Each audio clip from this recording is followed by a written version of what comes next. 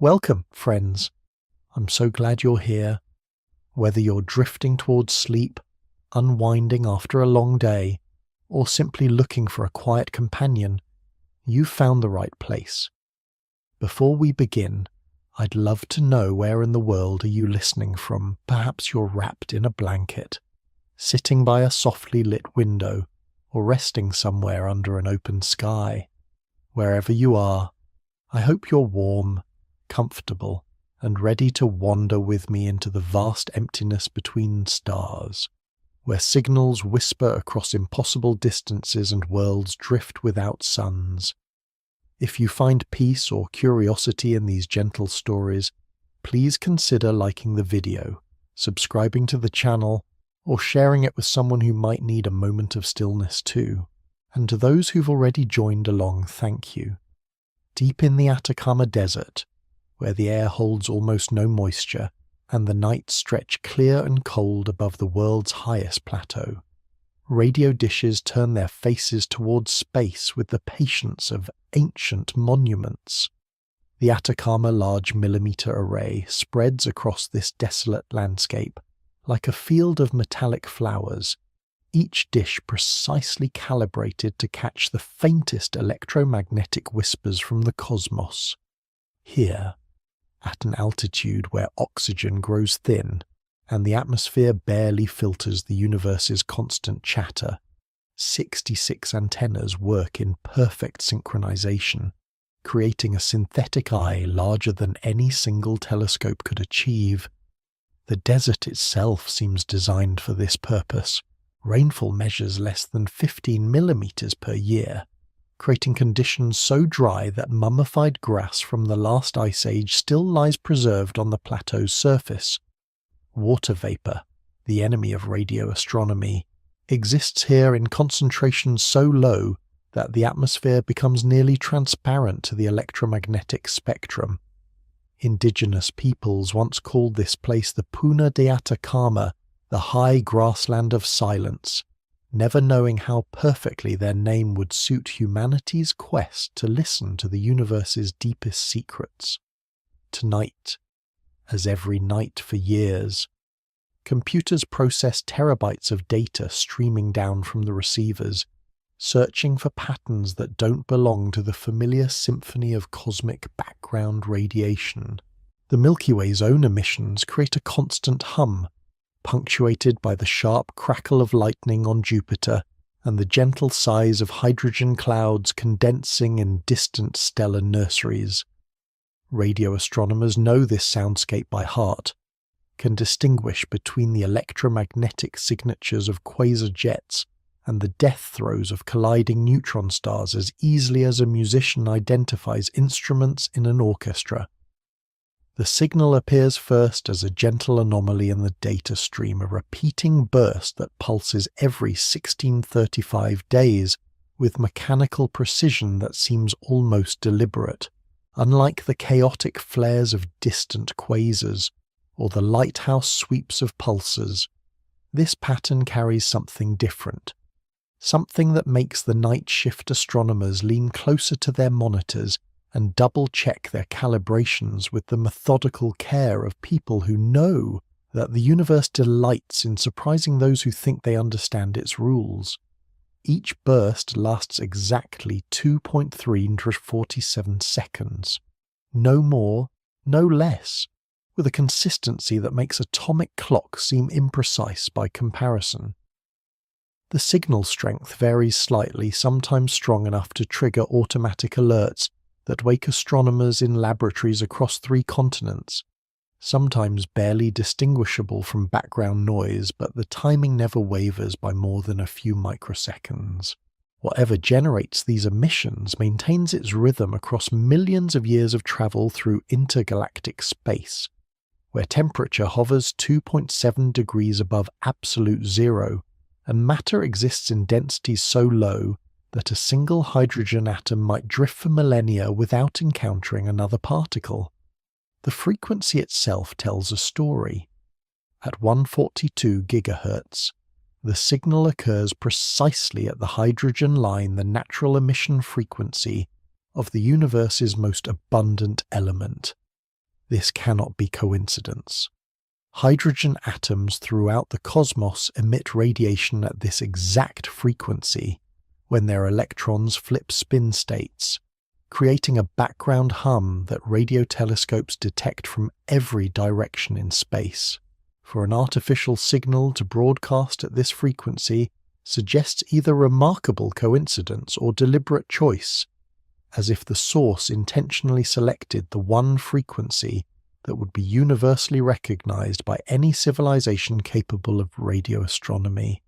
Astronomers call these mysteries fast radio bursts when they flash once and disappear forever into cosmic silence.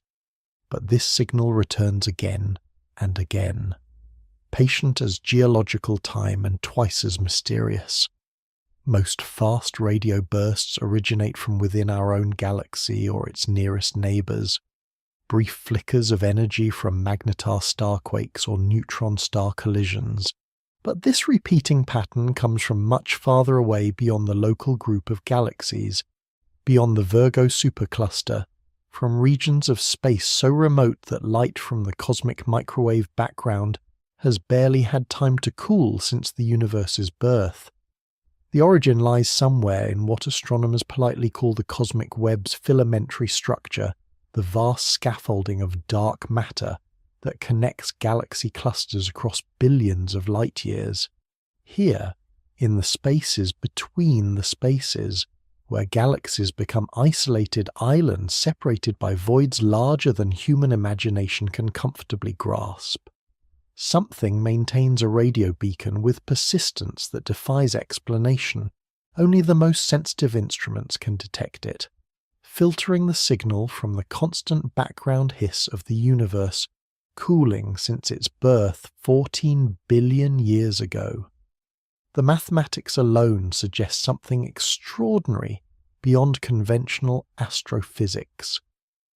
Radio waves at this frequency and intensity require energies equivalent to converting several Earth masses directly into electromagnetic radiation, more power than our Sun produces in an entire year, released in precise bursts across a transmission that spans longer than multicellular life has existed on Earth.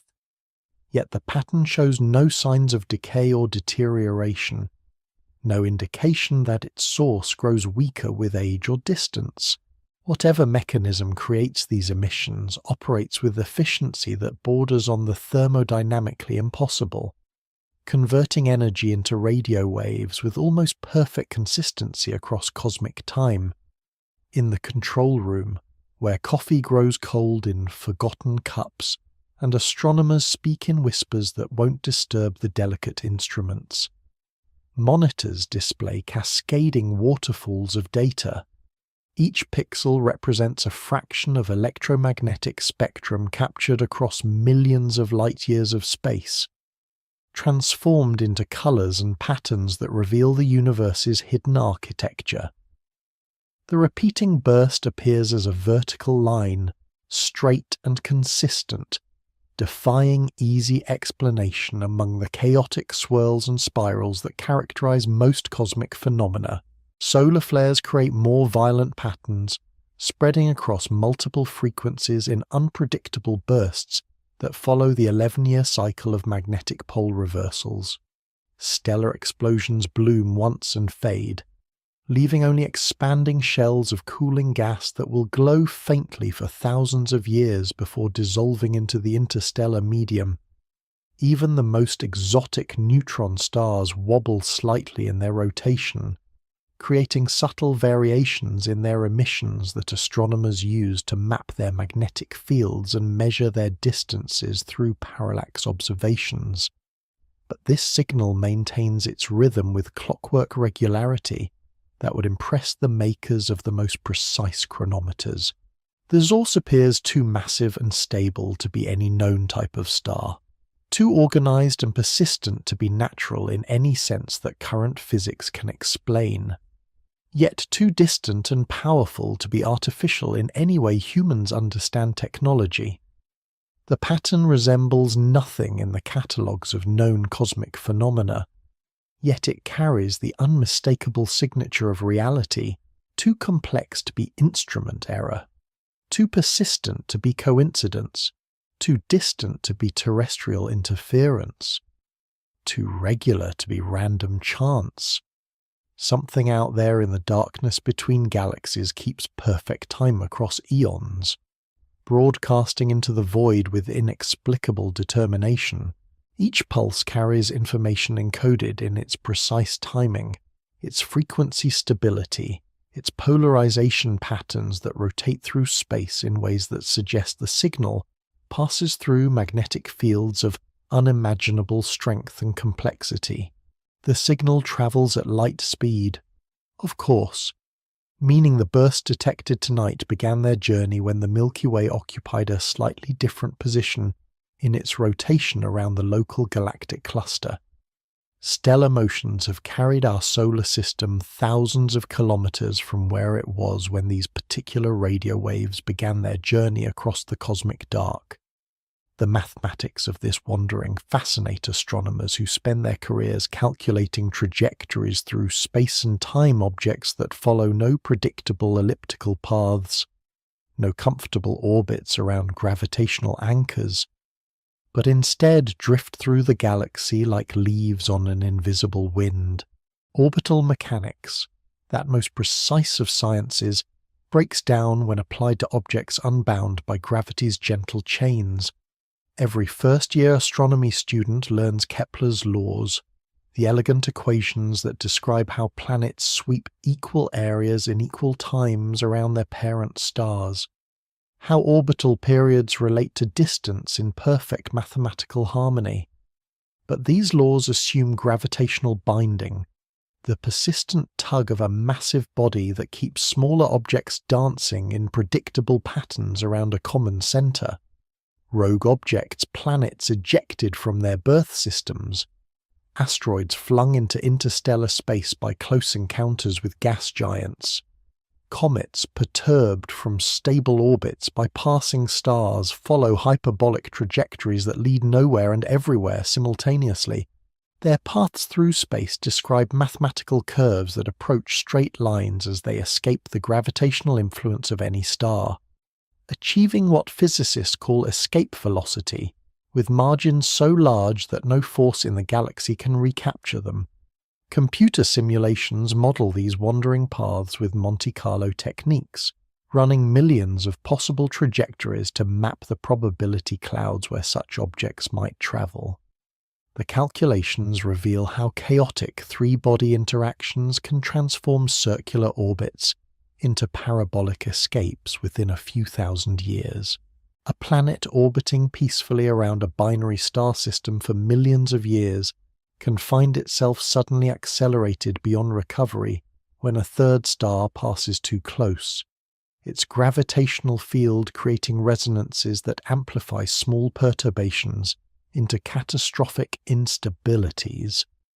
The nearest known rogue planet, designated WISE 0855 or 7114, drifts through space just 7.3 light-years from Earth, close enough that its faint infrared signature appears in sensitive surveys that map the sky for brown dwarf stars and planetary mass objects.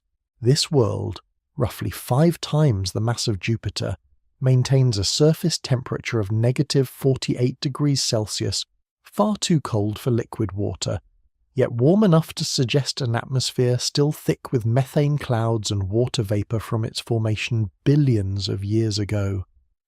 Astronomers estimate that such objects outnumber stars in our galaxy by ratios that strain comprehension.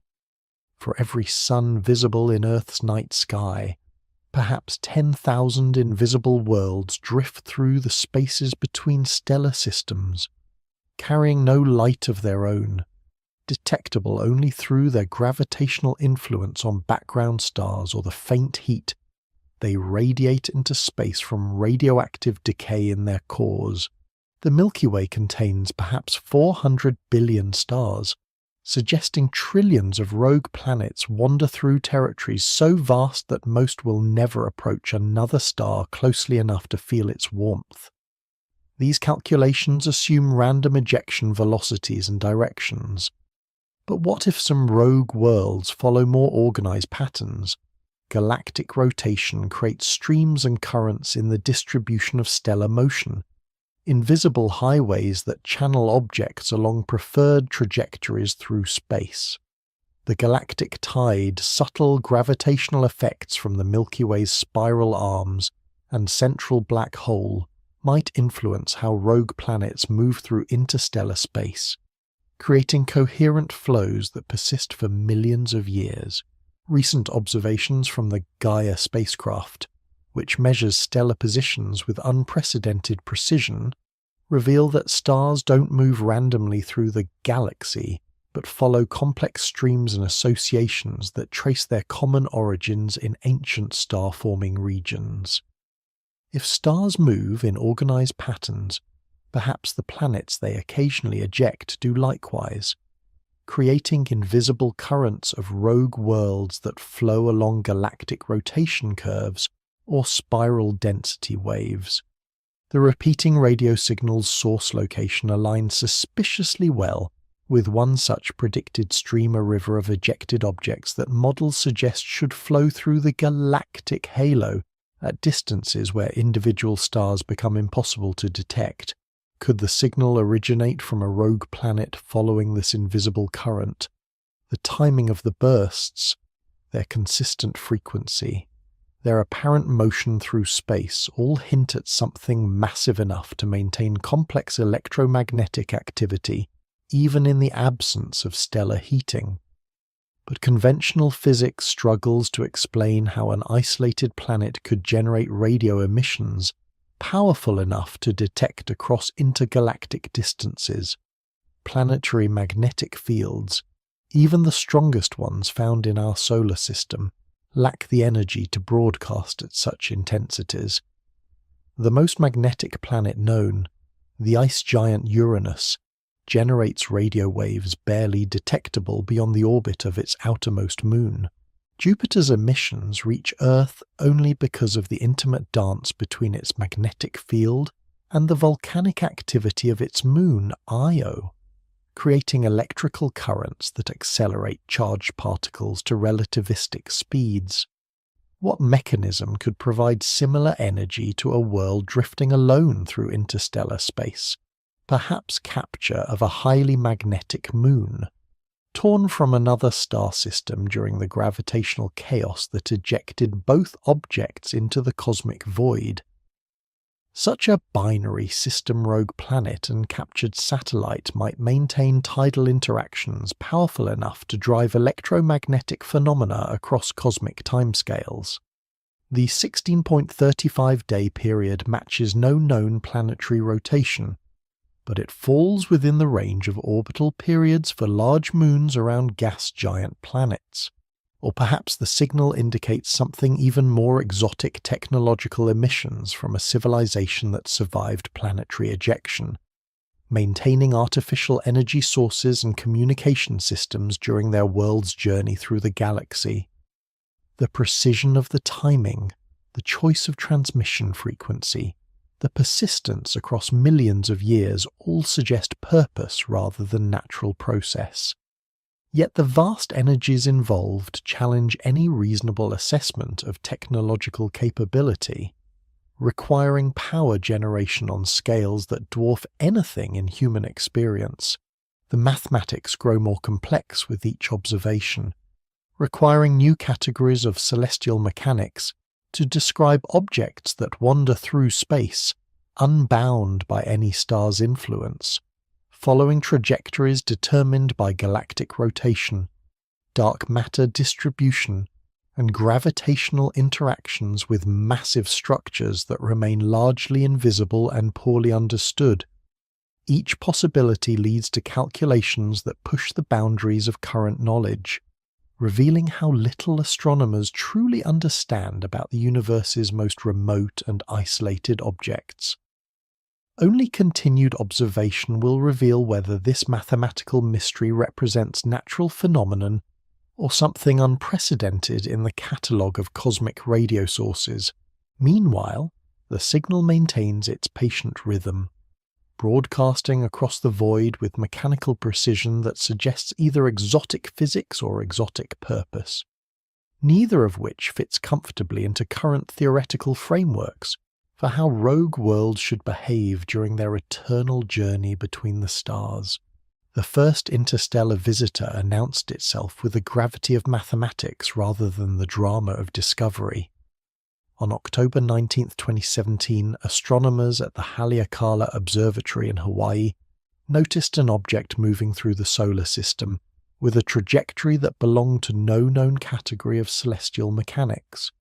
The object, initially designated A2017U1 and later renamed ʻOumuamua, a Hawaiian word meaning messenger from afar arriving first, followed a hyperbolic path that indicated origins beyond the gravitational influence of our Sun. ʻOumuamua measured roughly 400 meters in length and perhaps 40 meters in width, tumbling end over end through space in a rotation that suggested violent history. Its surface reflected sunlight with the dark efficiency of charcoal, indicating composition unlike any asteroid or comet previously observed in our solar system. Most remarkably, the object showed no signs of outgassing as it approached the Sun, no tail of sublimating ice, no coma of vaporized material, no brightening that would indicate volatile compounds responding to solar heating. Spectroscopic analysis revealed absorption lines consistent with organic compounds, complex carbon-based molecules that form in the cold depths of interstellar space, where ultraviolet radiation from distant stars slowly converts simple hydrocarbons into more elaborate chemical structures. These molecules, called tholins by planetary scientists, create the reddish coloration seen on the surfaces of distant Kuiper Belt objects and the organic haze in Titan's atmosphere. ʻOumuamua's surface bore the chemical fingerprints of millions of years in interstellar space, bombarded by cosmic rays and bathed in the diffuse radiation field that fills the void between stars. But ʻOumuamua carried more than just organic chemistry. Detailed observations revealed trace amounts of metallic elements iron, nickel, and heavier elements that require stellar nucleosynthesis to create. These signatures told a story of formation around a star very different from our Sun. Perhaps a more massive star that burned through its nuclear fuel quickly and died in a supernova explosion, scattering heavy elements into space where they eventually condensed into planetesimals and minor planets in a stellar system now long destroyed. The object's trajectory suggested an origin in the direction of the constellation Lyra, possibly from the vicinity of the bright star Vega. But Vega lies 25 light-years away, meaning ʻOumuamua would have required 300,000 years to travel from that stellar neighborhood to our solar system, assuming it maintained constant velocity through interstellar space. During such a journey, the object would have been exposed to temperatures barely above absolute zero, cosmic ray bombardment, and the gradual erosion of interstellar dust impacts that sandblast surfaces at velocities measured in tens of kilometers per second. The chemistry preserved in ʻOumuamua's surface provided a snapshot of conditions in interstellar space during the late Pleistocene epoch on Earth, when ice sheets covered much of North America and modern humans were beginning to migrate out of Africa. The organic compounds detected by Earth-based telescopes formed through processes that operate over millions of years, requiring patience that transforms simple molecules into complex structures through reactions that proceed one photon at a time in the near absolute zero of interstellar space. As ʻOumuamua approached its closest point to the Sun, instruments detected unexpected acceleration in its trajectory, a slight but measurable change in velocity that could not be explained by gravitational effects alone. This non-gravitational acceleration resembled the rocket effect seen in comets when sublimating ice creates jets that push against the object's motion. but Oumuamua showed no signs of outgassing or tail formation. The acceleration suggested either internal heating from radioactive decay or some exotic mechanism that conventional physics struggled to explain. The visitor's tumbling rotation period of 7.3 hours indicated either collision damage or tidal disruption during its journey through space. Objects formed in isolation typically develop stable rotation states through gravitational interactions with nearby material. But Oumuamua's chaotic tumbling suggested violent history, perhaps ejection from its parent system through close encounter with a gas giant planet, or fragmentation during passage through another star's Oort cloud, or collision with debris during its long journey through the galaxy. Most mysteriously, Oumuamua's chemical composition suggested formation temperatures and pressures inconsistent with any location in our solar system. The object appeared to contain water ice and carbon monoxide in ratios that require formation in regions where stellar radiation levels and dust densities differ significantly from those found in our local stellar neighborhood. These chemical signatures provided clues about stellar formation processes in other parts of the galaxy, regions where heavier elements exist in different proportions than the cosmic mix that gave birth to our sun and planets. Each spectrum obtained during Oumuamua's brief passage through the inner solar system revealed new puzzles about interstellar chemistry and planetary formation processes. The object carried information encoded in its mineral structure about stellar nucleosynthesis, supernova explosions, and planetary system formation that occurred billions of years ago in star-forming regions now dispersed across hundreds of light years. Reading this chemical record required techniques borrowed from meteoritics, geology, and atmospheric chemistry, disciplines that suddenly found themselves essential for understanding visitors from other star systems. The discovery of ʻOumuamua confirmed theoretical predictions that interstellar objects should regularly transit our solar system, carrying samples of material from distant stellar formation regions. Computer models suggest that such visitors arrive roughly once per year, but most pass undetected because they approach from directions where surveys don't routinely search, or because they lack sufficient size and reflectivity to appear in current sky patrol programs. Follow-up observations tracked ʻOumuamua until it faded beyond the sensitivity limits of even the largest telescopes, but not before determining its ultimate trajectory. The object will leave our solar system on a path that carries it toward the constellation Pegasus, where it will continue its journey through interstellar space for perhaps millions more years before encountering another star system. Its brief passage through our neighborhood provided humanity's first direct sample of interstellar material, a messenger carrying chemical information about stellar and planetary formation processes from regions of the galaxy that remain otherwise inaccessible to direct observation. The success of detecting ʻOumuamua encouraged astronomers to design more sensitive surveys capable of finding similar objects during their approach rather than after they begin departing. Such early detection would allow detailed study with spacecraft missions, possibly intercepting interstellar visitors while they remain within range of current propulsion technology. Each such object carries unique information about its stellar system of origin, providing samples of planetary formation processes that operated under different chemical and physical conditions than those that shaped our own cosmic neighborhood. Meanwhile, Oumuamua continues its solitary journey through space, tumbling slowly as it carries its cargo of organic molecules and heavy elements toward another chance encounter with gravity, perhaps billions of years in the future when the galaxy's rotation brings it near another star system, where curious astronomers might detect its passage and wonder about its origins in the cosmic deep. The ejection begins not with violence but with mathematics, a slow accumulation of gravitational perturbations that amplify over millions of orbital periods until chaos overwhelms stability. In a young star system where three gas giants dance in complex resonance around their parent star, planetary orbits gradually shift through gravitational interactions that follow no simple pattern. The innermost giant pulls the middle planet slightly inward during each conjunction, while the outermost world tugs it toward the system's edge, creating oscillations that grow imperceptibly larger with each passing millennium.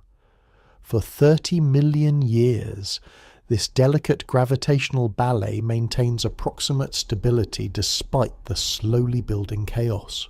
The middle planet, a world roughly twice the mass of Jupiter, with a thick atmosphere of hydrogen and helium wrapped around a core of rock and ice, follows an elliptical orbit that carries it between the inner system's asteroid belts and the outer region's comet clouds. Its 4 large moons sweep through complex orbital resonances, their gravitational interactions creating tidal heating that keeps subsurface oceans liquid despite the system's distance from its red dwarf star. The resonance breakdown occurs during what astronomers call the late heavy bombardment phase of stellar system evolution, when remaining planetesimals and debris from planetary formation create a cosmic shooting gallery of gravitational perturbations. A massive comet, perhaps 50 kilometers in diameter, approaches the three-planet system on a trajectory that passes close enough to the middle world to alter its orbital velocity by less than 1 meter per second, a change so small that it would be undetectable to observers, yet sufficient to push the planet's motion across a critical threshold where stability transforms into runaway instability. The cascade unfolds over just 10,000 years, barely an instant in cosmic terms. Each subsequent orbit carries the planet farther from its stable path, creating stronger gravitational interactions with its siblings that accelerate the instability. The outermost planet, following the widest orbit, serves as a gravitational slingshot that adds energy to the middle world's motion during each encounter, while the inner planet's proximity creates resonance effects that pump the wayward world's orbital eccentricity to catastrophic levels. During the final phase of ejection, the planet's orbit becomes so elongated that it approaches within astronomical units of its star during periastron passage, then swings out beyond the orbit of the system's outermost world during a pastron.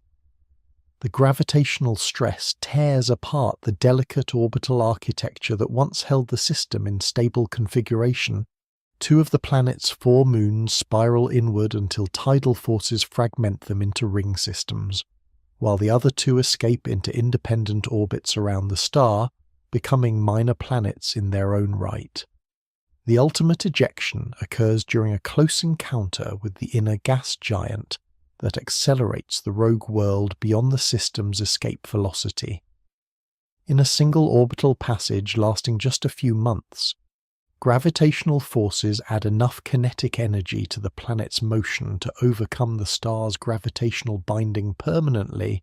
The world that once maintained stable orbits for millions of years suddenly finds itself on a hyperbolic trajectory, leading away from its birth star with velocity sufficient to escape not just the stellar system, but eventually the gravitational influence of the entire stellar cluster. As the ejected planet recedes from its former home, surface temperatures begin their inexorable decline toward the background temperature of interstellar space. This star that once provided warmth dwindles to a point of light indistinguishable from other distant suns, while the planet's thick atmosphere starts its long transition from a dynamic weather system to a gradually freezing shell of increasingly inert gases. Atmospheric circulation patterns that once drove storms larger than Earth slow and simplify as temperature gradients flatten and convection currents weaken. The planet carries with it a cargo of ice and rock in its remaining moons, now bound in orbits that will persist for billions of years even in the absence of stellar heating. These natural satellites provide the only significant gravitational interactions the rogue world will experience during its journey through interstellar space, their mutual orbital dynamics creating tidal effects that continue to generate internal heat long after the parent star's warmth becomes just a memory preserved in slowly cooling atmospheric layers. Magnetic field strength initially remains robust as the planet's metallic core continues generating electrical currents through convection and rotation, but the field gradually weakens as core temperatures drop and convection patterns slow. The magnetosphere that once protected the planet from stellar wind and cosmic radiation contracts closer to the surface, eventually providing only minimal shielding against the interstellar medium's charged particles and high-energy photons. During the first million years of exile, the planet's escape trajectory carries it through the outer regions of its birth stellar system, where gravitational interactions with distant Kuiper Belt objects and Oort cloud comets provide final opportunities for capturing additional material. Some asteroids and comets find themselves gravitationally bound to the rogue world, becoming satellites in highly elliptical orbits that will accompany the planet on its journey through the galaxy. The ejection velocity, approximately 47 kilometers per second relative to the system's center of mass, determines the planet's future trajectory through galactic space. This speed exceeds the local stellar group's escape velocity, meaning the rogue world will eventually leave its birth cluster entirely and join the population of objects that wander freely through the galaxy's spiral arms. Computer simulations suggest the planet will require approximately 2 million years to clear the gravitational influence of nearby stars and begin truly independent motion through interstellar space. As the last gravitational ties to its origin system finally break, the planet becomes a citizen of the galaxy rather than any particular stellar system. Its trajectory through space will be influenced by the Milky Way's rotation, the gravitational effects of spiral density waves, and occasional distant encounters with other star systems, but never again will it experience the stable orbital dance that characterized its first 30 million years of existence. The violence of ejection leaves no lasting scars on the planet's surface. The gravitational forces involved operate too slowly to create seismic disruption or atmospheric loss. Instead, the world begins its interstellar journey essentially intact, carrying its atmosphere, magnetic field, and remaining moons into the cosmic deep, where it will spend the next several billion years slowly cooling while traveling distances that dwarf the size of stellar systems. Only the changing sky provides evidence of the catastrophic orbital transformation. Constellations that remained fixed for millions of years begin their slow drift across the celestial sphere as the planet's motion carries it away from familiar stellar neighborhoods toward regions of the galaxy where different stars dominate the night sky, and unknown cosmic phenomena await discovery in the spaces between solar systems. The ejected world joins countless similar refugees from gravitational chaos, adding to the invisible population of rogue planets that astronomers estimate may outnumber stars throughout the galaxy. Each such world carries its own story of orbital instability and gravitational exile, creating a vast diaspora of homeless planets wandering through the cosmic dark with only the faint heat of radioactive decay and tidal interactions to sustain whatever processes continue operating in the absence of stellar energy. In the profound silence that follows ejection, temperature becomes the planet's most fundamental constraint and its most persistent enemy. The world that once basked in stellar radiation, sufficient to maintain atmospheric dynamics and weather patterns, now faces the inexorable thermodynamic reality of interstellar space, where the cosmic microwave background provides the only external energy source, a feeble 2.7 Kelvin that barely distinguishes empty space from absolute zero. Surface temperatures plummet with mathematical precision that follows the Stefan-Boltzmann law, radiating the planet's stored thermal energy into the void at rates determined by surface area and emissivity. Within the first 1,000 years of exile, atmospheric temperatures at the cloud tops drop below the freezing point of carbon dioxide, creating vast sheets of dry ice that begin accumulating in the planet's polar regions and high-altitude atmospheric layers. The once dynamic weather systems that drove circulation patterns across hemispheres slow to nearly imperceptible flows as temperature gradients flatten and convection currents lose their driving force. But beneath the surface, a different thermal story unfolds with the patience of geological time.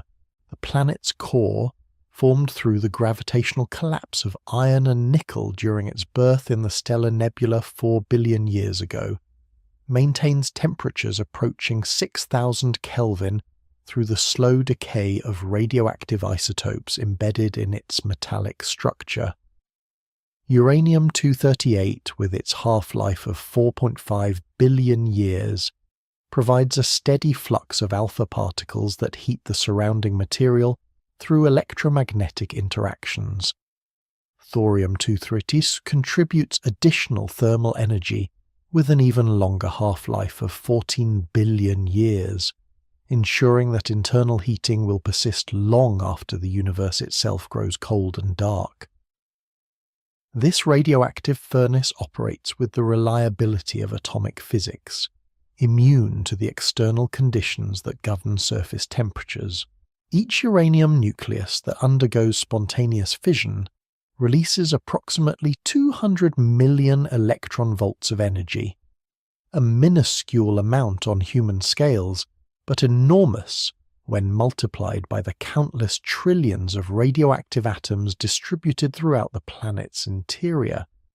The cumulative effect maintains core temperatures sufficient to drive convection in the metallic core and lower mantle, preserving magnetic field generation and geological activity even in the absence of tidal heating from a nearby star. The temperature gradient between the blazing core and the frozen surface creates a stable regime of internal heat transport that operates through conduction and convection in the rocky mantle. Thermal energy flows outward from the radioactive core through crystalline rock structures at rates measured in millimeters per year, eventually reaching the surface where it radiates into space as infrared radiation, invisible to optical telescopes but detectable by sensitive thermal imaging systems. This geothermal flux amounts to perhaps 0.1 watts per square meter, 10,000 times weaker than solar heating on Earth, yet sufficient to maintain subsurface temperatures above freezing in regions where liquid water can persist. The planet's thick atmosphere, inherited from its formation in the outer regions of its birth star system, provides crucial insulation that traps geothermal energy near the surface, hydrogen and helium. The primary atmospheric constituents possess low thermal conductivity that creates an insulating blanket effect. As surface temperatures drop below the condensation points of heavier atmospheric components, methane and ammonia begin forming clouds and precipitation that further complicate the thermal structure of the lower atmosphere. Beneath ice caps that grow thicker with each passing millennium, pockets of liquid water persist wherever geothermal heating creates locally elevated temperatures.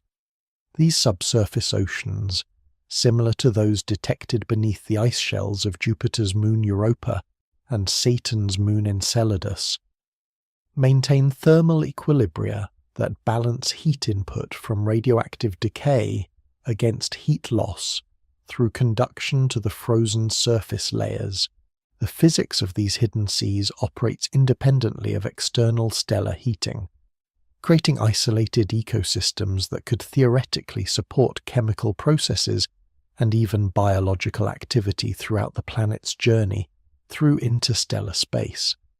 Tidal heating from the planet's remaining moons provides additional thermal energy that supplements radioactive decay in driving internal geological processes. The orbital resonances between satellites create periodic gravitational stress that flexes the planet's interior, converting orbital mechanical energy into heat through friction and elastic deformation. This mechanism operates with particular efficiency during close approaches to other massive objects, rare encounters with rogue asteroids, or distant passes near other star systems that temporarily perturb the Moon's orbits and enhance tidal effects. The planet's magnetic field, generated by convection in its liquid metallic core, persists at roughly half the strength it maintained during its stellar-bound existence. The reduced field intensity reflects slower convection rates in the cooling core, but remains sufficient to deflect most cosmic ray particles and solar wind from other stars encountered during the planet's galactic journey. This magnetic shielding protects any remaining atmosphere from gradual erosion by charged particle bombardment, preserving the insulating properties that help maintain subsurface temperatures. Computer models of planetary thermal evolution suggest that this rogue world will maintain subsurface liquid water for several billion years, possibly longer than the remaining main sequence lifetime of its birth star. The radioactive elements that fuel internal heating will continue their decay processes according to physical laws that operate independently of stellar proximity, environmental conditions, or galactic location. Even as the universe expands and cools, eventually reaching temperatures lower than the current cosmic microwave background, these internal heat sources will persist. The thermal isolation of interstellar space creates conditions where energy conservation becomes nearly perfect, unlike planets orbiting active stars, where complex radiative and convective heat transfer mechanisms create rapid temperature fluctuations. The rogue world exists in an environment where thermal changes occur over millions of years. This stability allows for the development of thermal equilibria that persist across cosmic timescales, creating consistent subsurface conditions that remain nearly constant for durations longer than the evolution of complex life on Earth. Surface ice layers function as both thermal insulation and geological records, preserving information about the planet's thermal history in crystalline structures that reflect temperature and pressure conditions during their formation. These ice sheets, potentially hundreds of meters thick in polar regions, create pressure-induced liquid layers at their bases where temperatures rise above the melting point despite surface conditions hundreds of degrees below freezing. The deep freeze transforms the planet's surface into a landscape unlike anything found in stellar systems. Atmospheric gases condense into solid deposits that accumulate in vast plains of crystalline nitrogen, methane, and carbon dioxide. These frozen seas create unique geological features, dunes of solid xenon, mountain ranges of crystallized argon, impact craters filled with frozen noble gases that preserve records of the planet's journey through different regions of interstellar space, where gas densities and chemical compositions vary with galactic location. Yet beneath this alien surface, the planet maintains an interior that resembles worlds still bound to stars. Radioactive decay ensures that core temperatures remain sufficient for geological processes, magnetic field generation, and the maintenance of subsurface oceans where complex chemistry continues operating according to the same physical laws that govern planetary interiors throughout the universe. The rogue world discovers that life requires energy, not necessarily starlight, and that thermal energy from atomic decay provides as reliable a foundation for planetary habitability as fusion reactions in distant stellar cores. The search for invisible wanderers requires techniques that push observational astronomy to its theoretical limits, relying on gravitational effects so subtle that their detection demands precision measurements across years of patient observation. Gravitational microlensing, the most sensitive method for finding dark objects drifting through space, exploits Einstein's prediction that massive bodies bend the fabric of space-time sufficiently to focus light from background sources like cosmic magnifying glasses. When a rogue planet passes precisely between Earth and a distant star, its gravitational field briefly amplifies the star's apparent brightness in a characteristic pattern that reveals both the planet's mass and its trajectory through space. The effect requires extraordinary geometric precision. The alignment between Earth, the lensing planet, and the background star must be accurate to within microarc seconds angular measurements, so small that they correspond to the width of a human hair viewed from a distance of several thousand kilometers. Such perfect alignments occur purely by chance, with probabilities so low that astronomers must monitor millions of stars simultaneously to detect even a few microlensing events each year. The technique transforms astronomy into a statistical enterprise where success depends on observing vast numbers of stars for extended periods, waiting for the rare moments when invisible objects reveal themselves through their gravitational influence. When microlensing occurs, the light curve follows a predictable mathematical form that depends on the lensing object's mass, distance, and velocity. A typical event begins with barely detectable brightening that increases over several days or weeks, reaches maximum amplification when the alignment becomes most precise, then gradually returns to baseline brightness as the rogue planet continues its motion across the sky. The entire event duration, combined with the peak brightness enhancement and the precise shape of the light curve, provides enough information to calculate the planet's mass and distance with remarkable accuracy. The optical gravitational lensing experiment, operating from Las Campanas Observatory in Chile's Atacama Desert, maintains continuous surveillance of dense star fields toward the galactic center, where the high stellar density maximizes the probability of detecting chance alignments. Each night, robotic telescopes photograph millions of stars, comparing their brightness to previous observations with photometric precision approaching 1 part in 10,000. Computer algorithms scan these databases for the characteristic brightening patterns that indicate gravitational lensing, filtering out the much more common brightness variations caused by stellar pulsations, eclipsing binary systems, and instrumental effects. Most remarkably, gravitational microlensing can detect planets smaller than Earth at distances spanning the entire galaxy. Unlike other detection methods that require planets to orbit nearby stars or transit across stellar disks as viewed from Earth, microlensing works equally well for objects in the galactic center, the spiral arms, or the sparsely populated halo regions where rogue planets might accumulate after ejection from their birth systems. The technique provides humanity's only practical method for conducting a census of dark objects throughout the Milky Way, revealing a population of invisible worlds that vastly outnumbers the planets, detectable through conventional astronomical surveys. The first confirmed rogue planet discovered through microlensing, designated Ogla 2012 BLG09 Favorelb, revealed itself during a 35-day brightening event that amplified a background star's light by a factor of 3. Analysis of the light curve indicated a planet roughly 13 times the mass of Earth, located approximately 17,000 light-years away in the direction of the galactic center.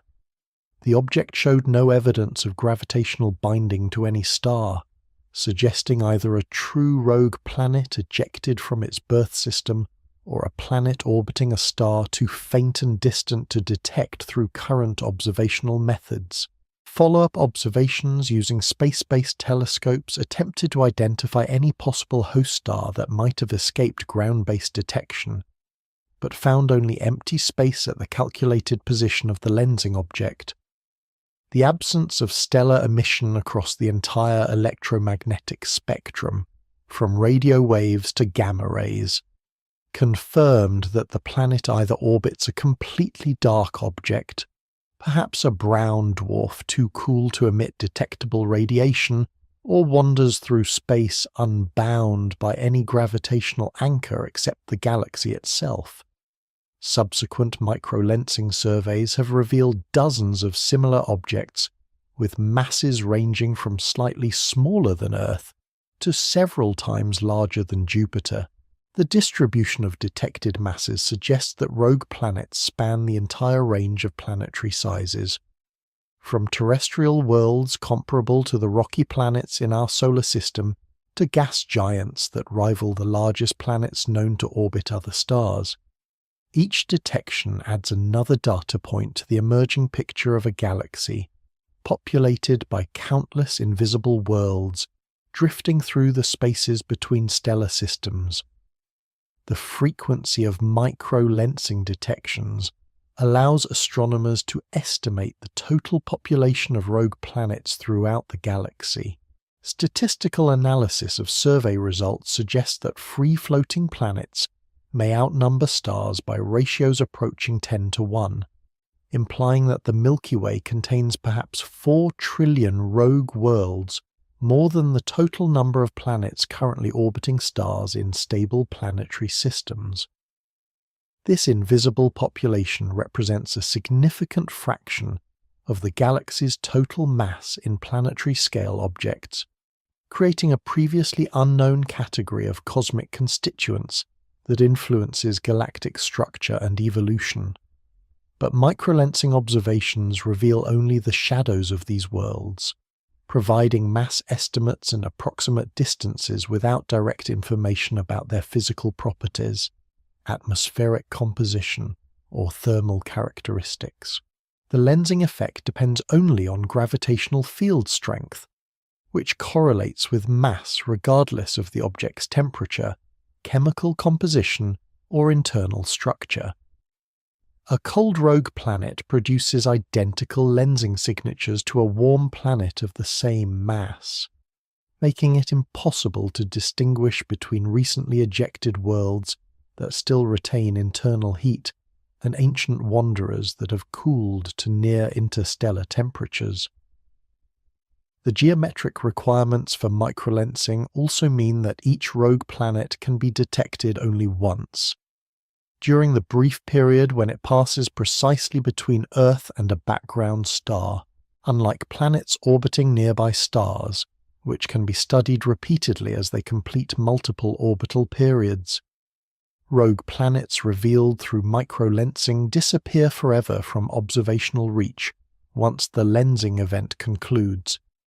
This limitation forces astronomers to extract maximum information from each detection, using sophisticated analysis techniques to squeeze every possible detail from the brief moment when gravity makes the invisible temporarily visible. Advanced micro-lensing surveys now operate with networks of telescopes distributed across multiple continents, providing continuous monitoring that eliminates gaps caused by Earth's rotation and weather conditions. The Korean Microlensing Telescope Network maintains stations in Chile, South Africa, and Australia, ensuring that potential lensing events receive round-the-clock observation during their critical phases. Space-based missions like the Nancy Grace Roman Space Telescope will extend microlensing surveys beyond Earth's atmospheric limitations, potentially detecting rogue planets with masses as small as Mars throughout the galaxy's spiral arms and halo regions. Each newly detected rogue planet raises fundamental questions about planetary formation and stellar system evolution that challenge current theoretical models. How many planets suffer ejection during the chaotic early phases of stellar system development? Do rogue planets retain atmospheric envelopes during their journey through interstellar space? Can such worlds maintain internal heat sources sufficient to support subsurface oceans and possibly even biological activity? The shadows cast by gravitational lensing provide tantalizing hints about these invisible worlds, but answering such questions will require observational techniques that can study rogue planets directly rather than merely detecting their gravitational influence on background starlight. Meanwhile, the survey for gravitational shadows continues with mechanical patience, monitoring millions of stars night after night in search of the brief moments when invisible wanderers reveal their presence through the cosmic spotlight of gravitational lensing. Each detection confirms that our galaxy contains far more worlds than the planets visible around nearby stars, creating a vast diaspora of homeless planets that drift through the cosmic dark, carrying whatever secrets their surfaces and interiors preserve from their violent origins in stellar systems now scattered across thousands of light years. Not all interstellar visitors escape into the galactic deep. Some find themselves captured by gravitational encounters with our solar system's outermost regions, joining the slow orbital dance of objects that inhabit the Kuiper Belt and Oort cloud, in elliptical paths so elongated they require thousands of years to complete single revolutions around the Sun. These captured wanderers become permanent residents of our stellar neighborhood, their original interstellar trajectories transformed into bound orbits through gravitational interactions that operate with the precision of celestial mechanics and the randomness of cosmic chance. The capture process requires extraordinary timing and geometric precision. An interstellar object approaching our solar system typically moves too fast to be gravitationally bound by the Sun's influence. Alone escape velocities from the outer solar system exceed 40 kilometers per second. While most rogue planets and asteroids travel through interstellar space at speeds between 20 and 60 kilometers per second relative to nearby star systems. Direct capture through simple gravitational deceleration occurs only when visitors approach with velocities very close to the minimum required for escape, creating narrow windows of opportunity that depend on approach angle, timing, and the gravitational assistance provided by outer planets. More commonly, capture occurs through the three-body gravitational interactions that dominate the dynamics of the outer solar system.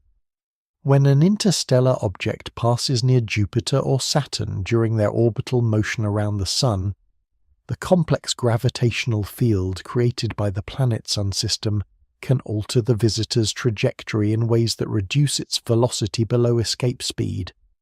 These encounters operate like gravitational slingshots in reverse, extracting kinetic energy from the visitor's motion and transferring it to the planet's orbital momentum in exchanges so small they produce no measurable effect on planetary orbits, but sufficient to trap previously unbound objects in solar orbit.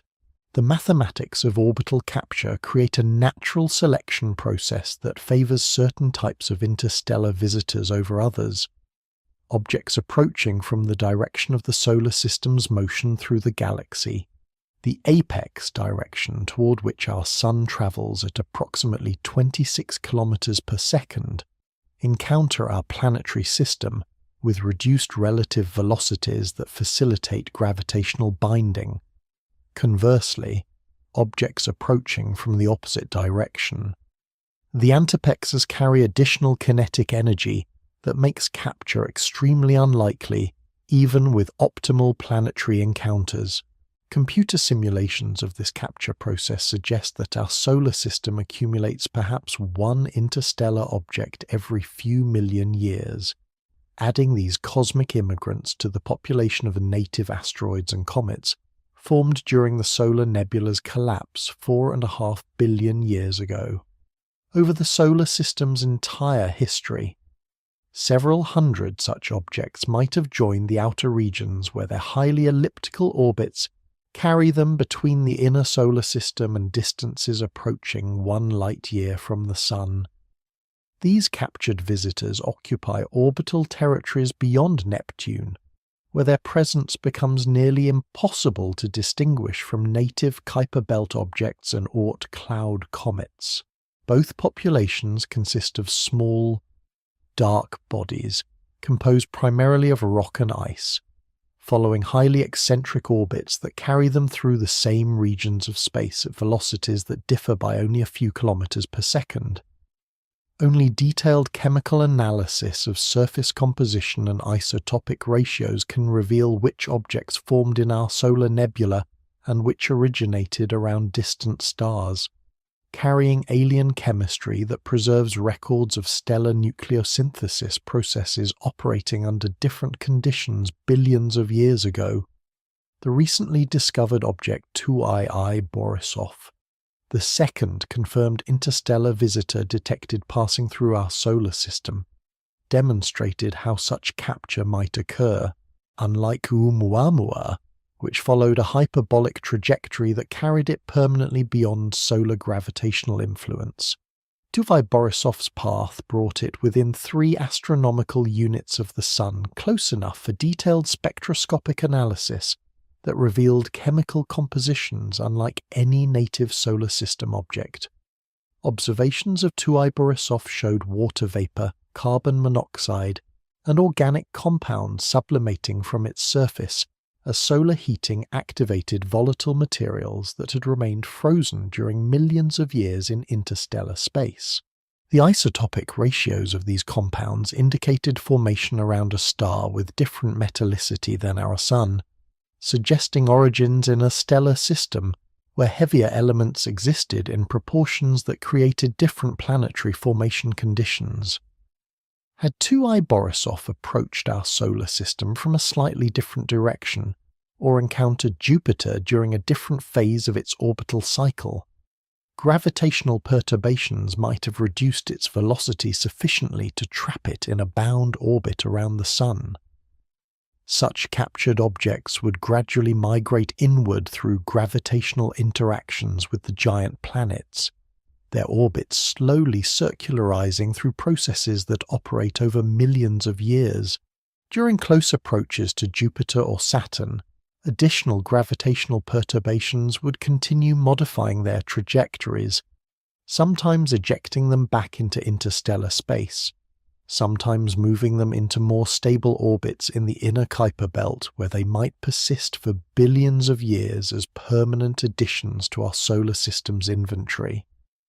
The captured population includes objects spanning the entire range of sizes found among interstellar wanderers, from asteroid-scale fragments a few kilometers in diameter to rogue planets potentially massive enough to perturb the orbits of native outer solar system objects. The largest captured objects might remain undetected in the Oort cloud's most distant regions, following orbits so elongated that they approach the Sun only once every few million years, spending most of their time at distances where even the most sensitive telescopes cannot detect their presence. Recent observations from the Hubble Space Telescope and ground-based surveys have identified several candidate objects with orbital characteristics suggesting possible interstellar origins. These objects follow trajectories that carry them far beyond the typical orbital distances of native Kuiper Belt objects, with orbital inclinations and eccentricities that indicate capture rather than formation within our solar nebula. Detailed spectroscopic analysis might eventually reveal chemical fingerprints that confirm their alien origins, but such observations require catching these objects during their rare close approaches when they become bright enough for detailed study. The prospect of captured interstellar visitors raises intriguing possibilities for sample return missions that could bring alien material to Earth for laboratory analysis. Unlike the brief passages of objects like ʻOumuamua and Borisov, which provide only limited opportunities for remote observation, captured objects remain gravitationally bound and accessible for spacecraft rendezvous missions. Such encounters would allow direct sampling of material formed around other stars, providing ground truth for theory about planetary formation processes operating under different stellar conditions throughout the galaxy. The New Horizons spacecraft, after its successful flyby of Pluto and the Kuiper Belt object Arrokoth, continues its journey toward the outer solar system, where it might eventually encounter objects of interstellar origin. Although the spacecraft lacks sufficient fuel for major trajectory changes, its instruments remain capable of detecting and characterizing objects that approach its flight path, potentially providing humanity's first close-up observations of captured interstellar material.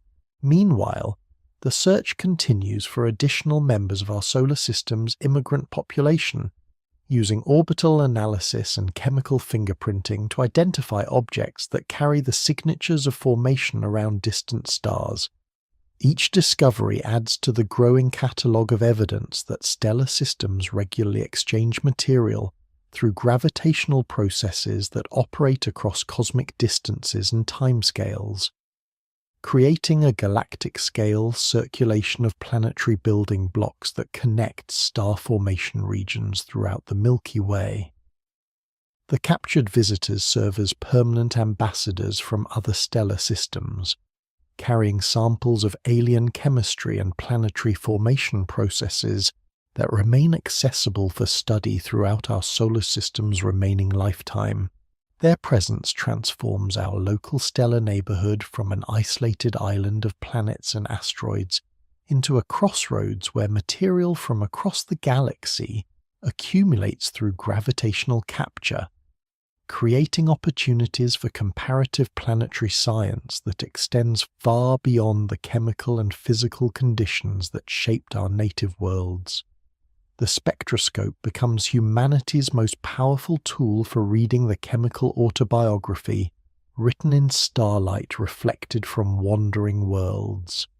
Each photon carries information encoded in absorption lines that reveal the elemental composition, isotopic ratios, and molecular structures present in the surface materials of objects formed around distant stars billions of years ago. When sunlight strikes an interstellar visitor and reflects toward Earth, it passes through whatever thin atmosphere or surface compounds exist on the object, creating absorption features that serve as fingerprints, identifying specific atoms and molecules present in concentrations measured in parts per million. The technique requires extraordinary precision in measuring wavelengths of light to accuracies approaching 1 part in 10 million. Modern spectrographs achieve this resolution through combinations of diffraction gratings, Echelle spectrometers, and interferometric techniques that spread incoming light across thousands of individual detector elements, each sensitive to slightly different wavelengths across the electromagnetic spectrum. The resulting spectra appear as rainbow patterns crossed by dark absorption lines at specific wavelengths where atoms and molecules have removed photons from the reflected sunlight. Each element in the periodic table creates its own unique pattern of absorption lines, determined by the quantum mechanical energy levels of electrons orbiting atomic nuclei.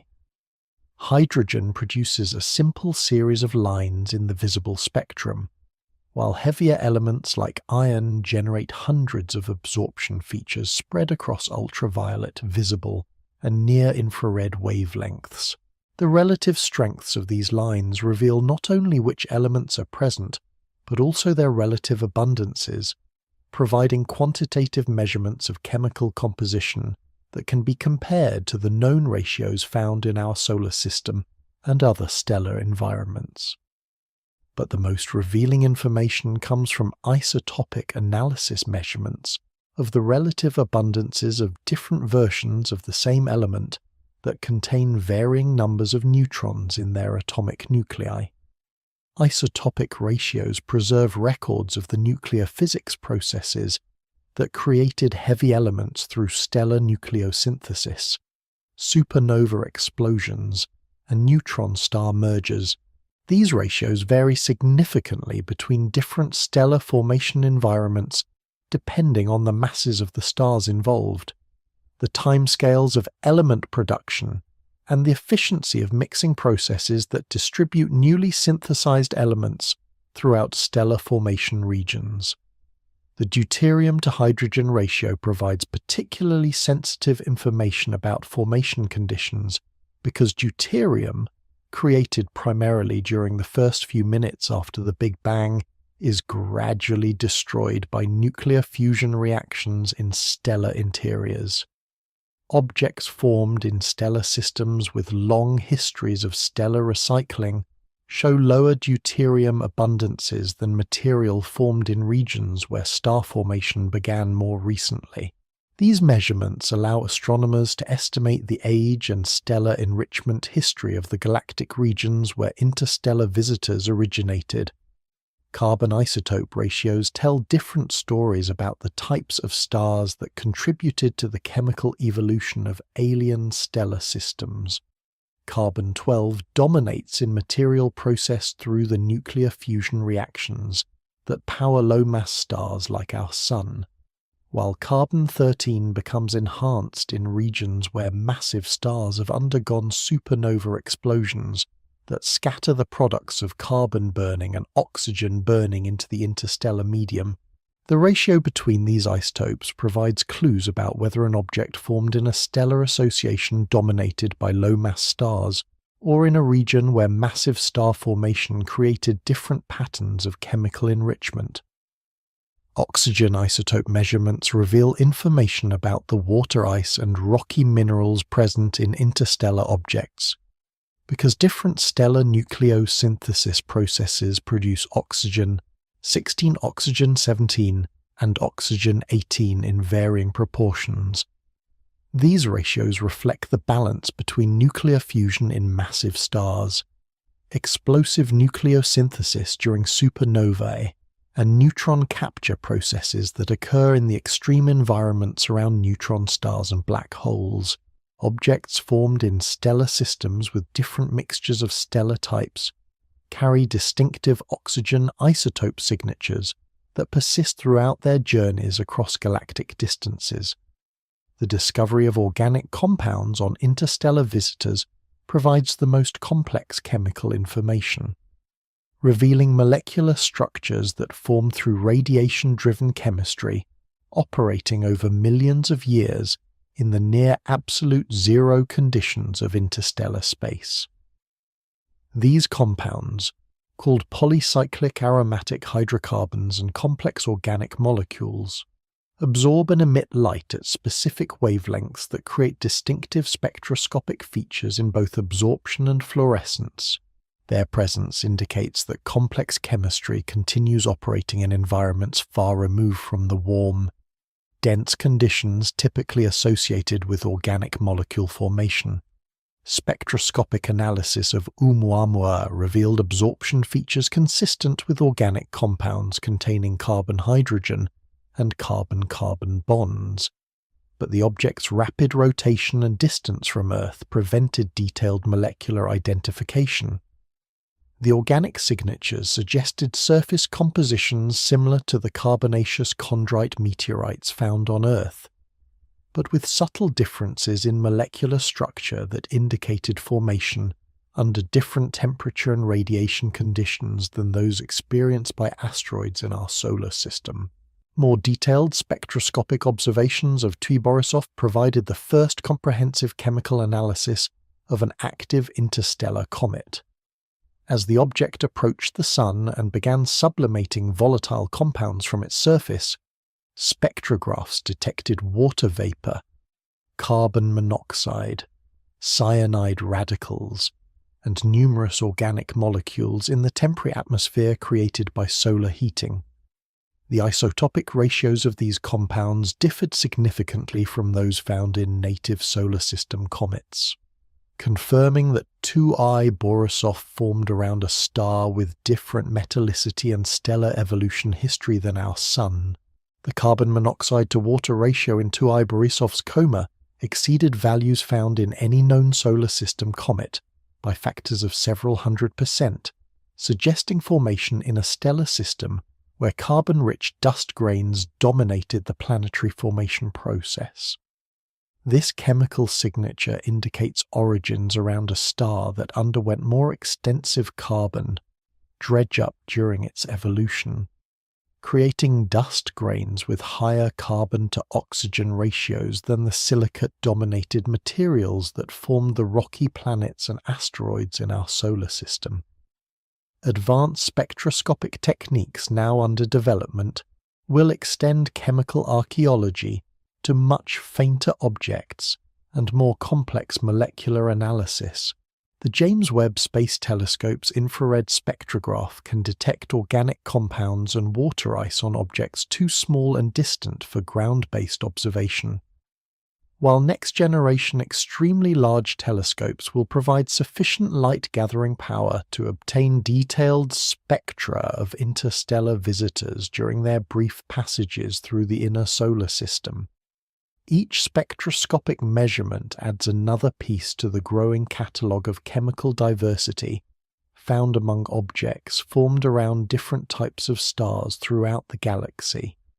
The emerging picture suggests that stellar systems produce planetary building blocks with chemical compositions that vary significantly depending on stellar mass, metallicity, age, and local environment within galactic star-forming regions.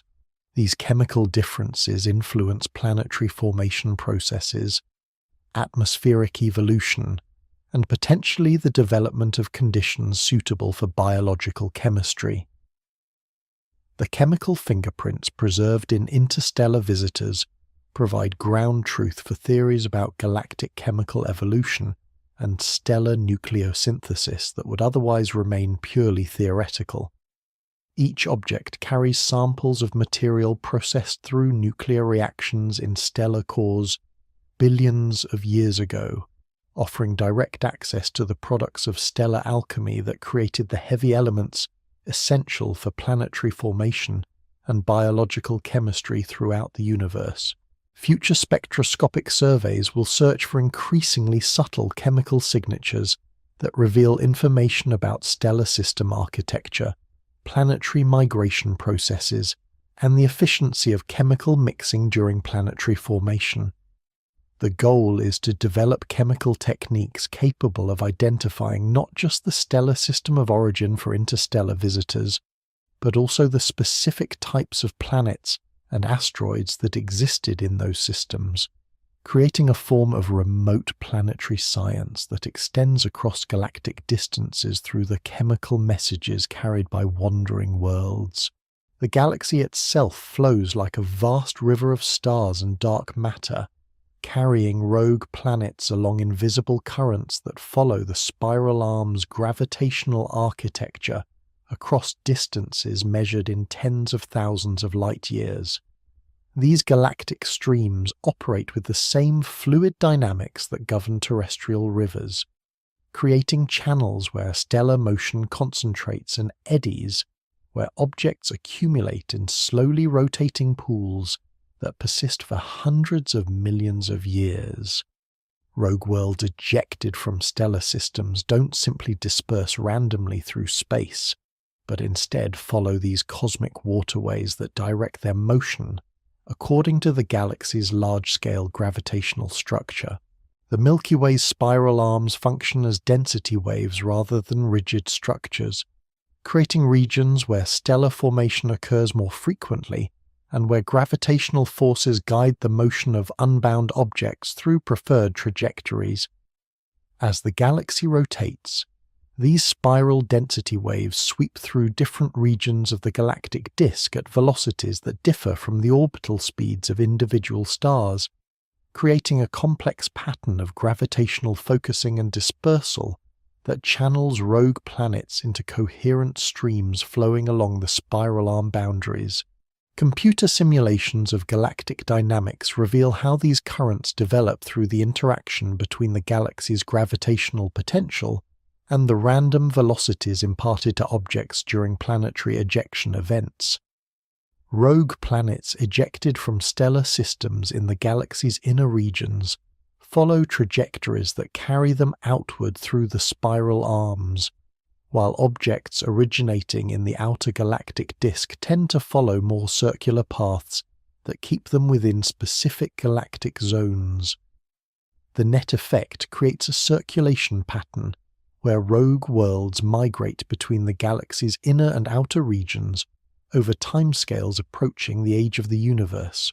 Dark matter, which comprises roughly 85% of the galaxy's total mass, provides the invisible scaffolding that shapes these stellar streams and planetary currents.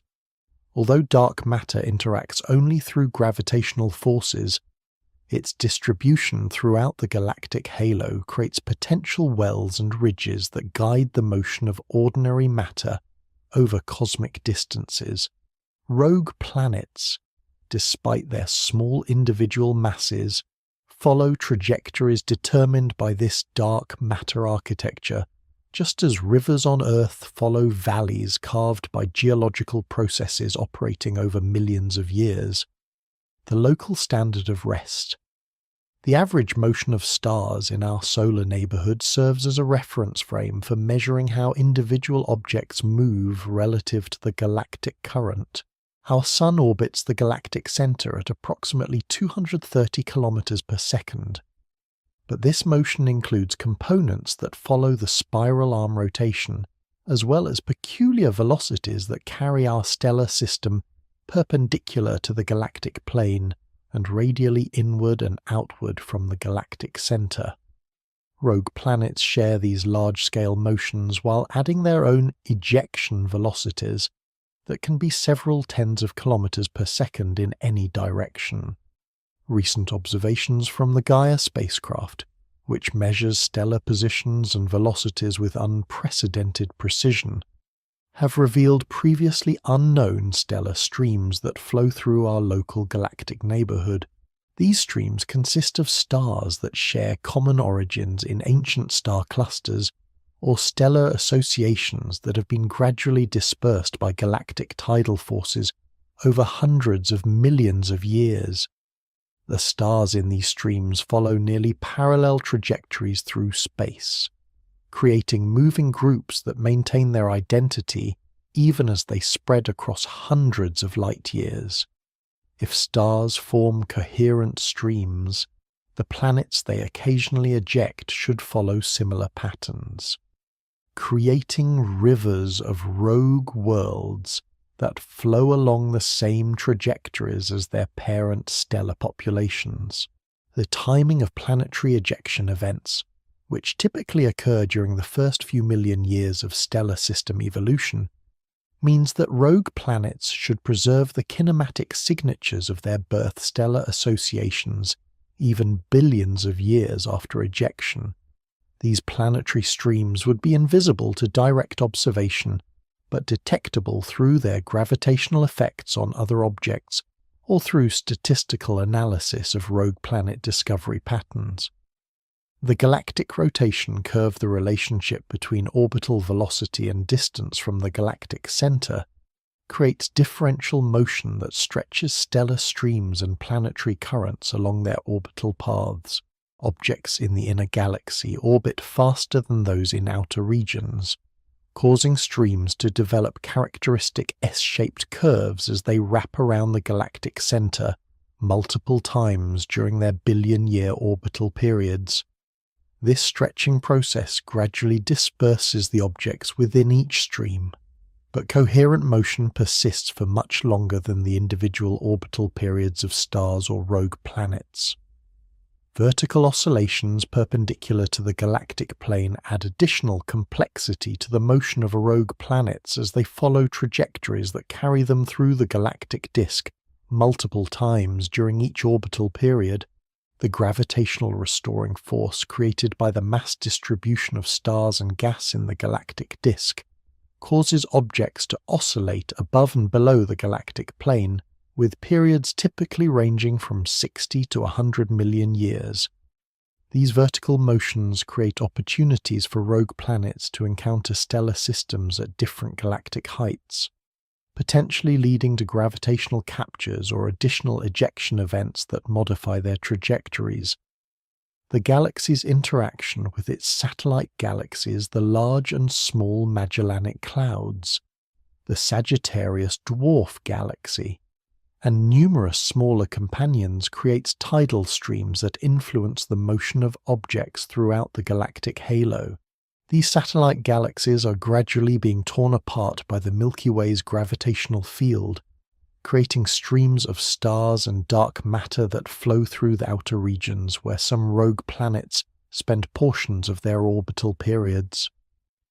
The gravitational perturbations from these tidal streams can alter the trajectories of rogue planets, potentially redirecting objects between different galactic current systems. The supermassive black hole at the galactic center, with its mass of 4 million suns, creates gravitational effects that influence object motion throughout the inner galaxy. Although direct gravitational attraction from the central black hole affects only objects within a few thousand light-years of the galactic center, the black hole's presence shapes the overall gravitational potential that determines orbital characteristics for objects throughout the galaxy. Rogue planets with highly eccentric orbits might experience close encounters with the galactic center that dramatically alter their trajectories, potentially ejecting them from the galaxy entirely or redirecting them into different spiral arm regions. Recent theoretical work suggests that the galaxy's magnetic field might also influence the motion of rogue planets that retain magnetic fields during their journey through interstellar space. Although magnetic forces are much weaker than gravitational effects, they could create subtle perturbations that accumulate over millions of years, gradually modifying planetary trajectories in ways that depend on the strength and orientation of both the galactic magnetic field and the planet's intrinsic magnetic moment. The study of galactic currents and rogue planet streams represents a new frontier in galactic astronomy that combines stellar dynamics, dark matter, physics, and planetary science into unified models of how matter moves through the galaxy over cosmic time.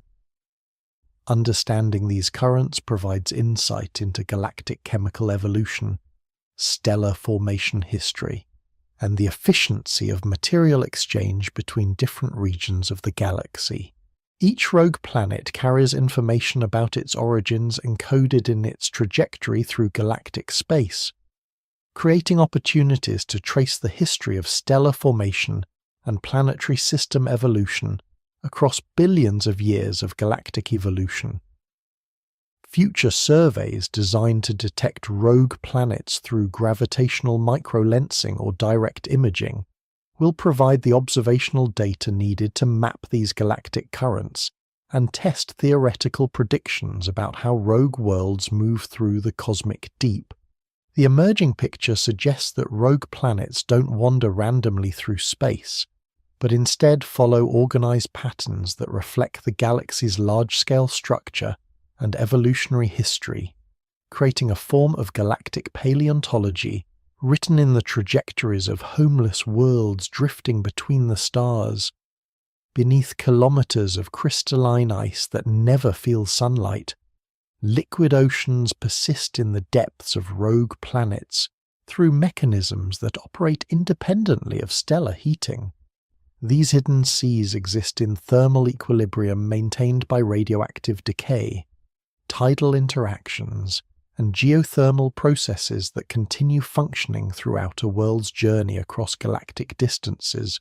The physics that governs these subsurface oceans resembles the hydrodynamics found beneath the ice shells of Jupiter's moon, Europa, and Saturn's moon Enceladus.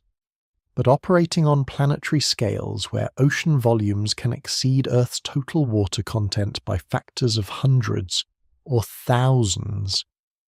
The transition from surface ice to liquid water occurs at depths determined by the balance between geothermal heating from below and heat loss through conduction to the frozen surface layers above.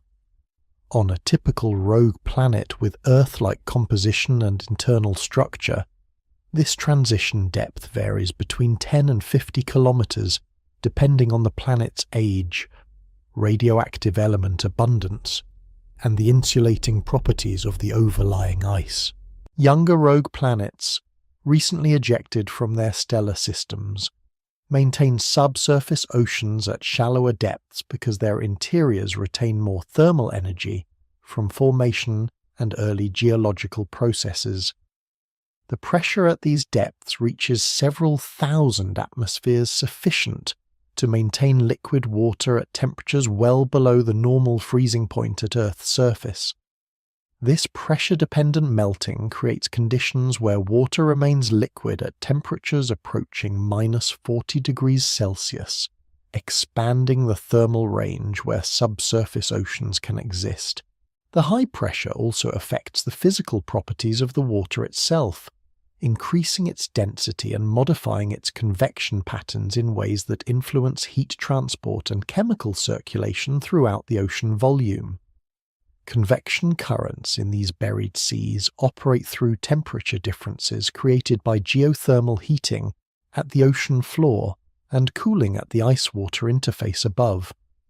Warm water rises from regions where radioactive decay or tidal heating elevates temperatures near the rocky core, while cooler water sinks along the ice ceiling where contact with the frozen surface layers extracts thermal energy. These circulation patterns transport heat, dissolved minerals, and chemical compounds throughout the ocean, creating a dynamic system that persists across geological timescales. The rocky cores of rogue planets continue generating heat through radioactive decay of uranium, thorium, and potassium isotopes that will persist for billions of years regardless of external stellar heating. This internal energy source drives hydrothermal activity at the ocean floor similar to the deep-sea vents found in Earth's oceans, where superheated water emerges from the rocky interior, carrying dissolved minerals and chemical compounds that can support complex biochemistry. The energy flux from these hydrothermal systems provides sufficient power to drive chemical reactions and maintain temperature gradients that prevent the oceans from freezing solid. Tidal heating from remaining moons adds additional thermal energy that supplements radioactive decay in maintaining ocean temperatures. Even rogue planets that lost most of their satellite systems during ejection often retain one or more large moons whose orbital motion creates periodic gravitational stress that flexes the planet's interior. This mechanical energy converts to heat through friction and elastic deformation, providing a renewable energy source that operates as long as the orbital resonances between planet and moon remain stable. The chemical composition of subsurface oceans depends on the minerals available for dissolution from the rocky core and the efficiency of circulation processes that transport these materials throughout the liquid volume. Water in contact with basaltic rock gradually dissolves silicates, sulfates, and chlorides that increase the ocean's salinity and modify its freezing temperature. Higher salinity concentrations allow liquid water to persist at even lower temperatures, expanding the range of conditions where subsurface oceans remain stable. The ice-water interface creates unique physical and chemical environments where crystallization and melting processes operate in dynamic equilibrium. Fresh ice forms continuously as heat lost to the surface extracts thermal energy from the uppermost ocean layers, while geothermal heating melts ice at the bottom of the frozen shell. This constant exchange creates layered ice structures with different crystalline properties that preserve records of the ocean's thermal history over millions of years. Some rogue planets might maintain multiple ocean layers separated by high-pressure ice phases that form under the extreme pressures found deep within planetary interiors. Water ice exists in more than a dozen different crystalline forms depending on temperature and pressure conditions, with some phases remaining solid at temperatures where normal ice would melt. These high-pressure ice layers could create isolated ocean compartments at different depths within the planet, each with its own circulation patterns and chemical environment. The possibility of biological activity in rogue planet oceans depends on the availability of chemical energy sources and the stability of conditions suitable for complex organic chemistry. Hydrothermal vents provide environments where chemical gradients between hot, mineral-rich water and cold ocean water create energy sources that could drive metabolic processes. On Earth, similar environments support entire ecosystems based on chemosynthesis rather than photosynthesis, suggesting that life might persist in subsurface oceans even without stellar energy input. The isolation of rogue planet oceans from cosmic radiation and the vacuum of space creates remarkably stable environments where evolutionary processes could operate over billions of years without the periodic mass extinction events that characterize planetary surfaces exposed to asteroid impacts, stellar flares, and other external disturbances. This stability might allow for the development of complex biological systems with evolutionary histories longer than the age of complex life on Earth's surface. Detection of subsurface oceans on rogue planets presents extraordinary observational challenges because the liquid water remains hidden beneath opaque ice shells that emit no distinctive electromagnetic signatures detectable by current astronomical instruments. Gravitational interactions between the liquid ocean and the planet's solid components might create subtle variations in the planet's gravitational field or rotational dynamics that could be measurable through precision astrometry. But such observations would require detecting rogue planets at close range through techniques not yet developed. Future spacecraft missions to captured interstellar objects might provide opportunities to study rogue planet subsurface oceans through direct exploration techniques similar to those proposed for Europa and Enceladus. Ice-penetrating probes could drill through the frozen surface layers to access the liquid water beneath, while orbiting spacecraft could map subsurface ocean structure through gravitational field measurements and radar-sounding techniques that reveal the depth and extent of hidden water reservoirs. The discovery that rogue planets can maintain subsurface oceans for billions of years revolutionizes concepts of planetary habitability by removing the requirement for stellar heating as a prerequisite for liquid water. The hidden seas might represent the most common environments for liquid water in the galaxy, vastly outnumbering the surface oceans found on planets orbiting within their stars' habitable zones. If life can arise and evolve in such environments, the universe might contain biological activity in places previously considered impossible for supporting living systems. Each rogue planet carries its subsurface ocean through galactic space as a self-contained biosphere insulated from external environmental changes by kilometers of protective ice. These mobile worlds might serve as vectors for distributing biological material across galactic distances, carrying life from one stellar system to another during gravitational encounters that could transfer organisms between planetary systems separated by thousands of light years. The possibility transforms rogue planets from barren wastelands into potential oases where life persists in the cosmic deep, hidden beneath frozen surfaces that conceal some of the galaxy's most persistent and protected habitable environments. Time stretches across distances that transform the familiar into the impossible, carrying objects on journeys that span not just light years, but entire geological eras of planetary evolution. an asteroid ejected from the Alpha Centauri system when Earth's continents still clustered together in the supercontinent, Pangaea now approaches our region of space. Having travelled 4.37 light-years at velocities that make continental drift seem rapid by comparison, the object carries within its crystalline structure the chemical memory of stellar processes that operated when trilobites dominated Earth's oceans and the first plants began colonizing dry land. The mathematics of interstellar travel impose constraints that humble human intuition about distance and duration.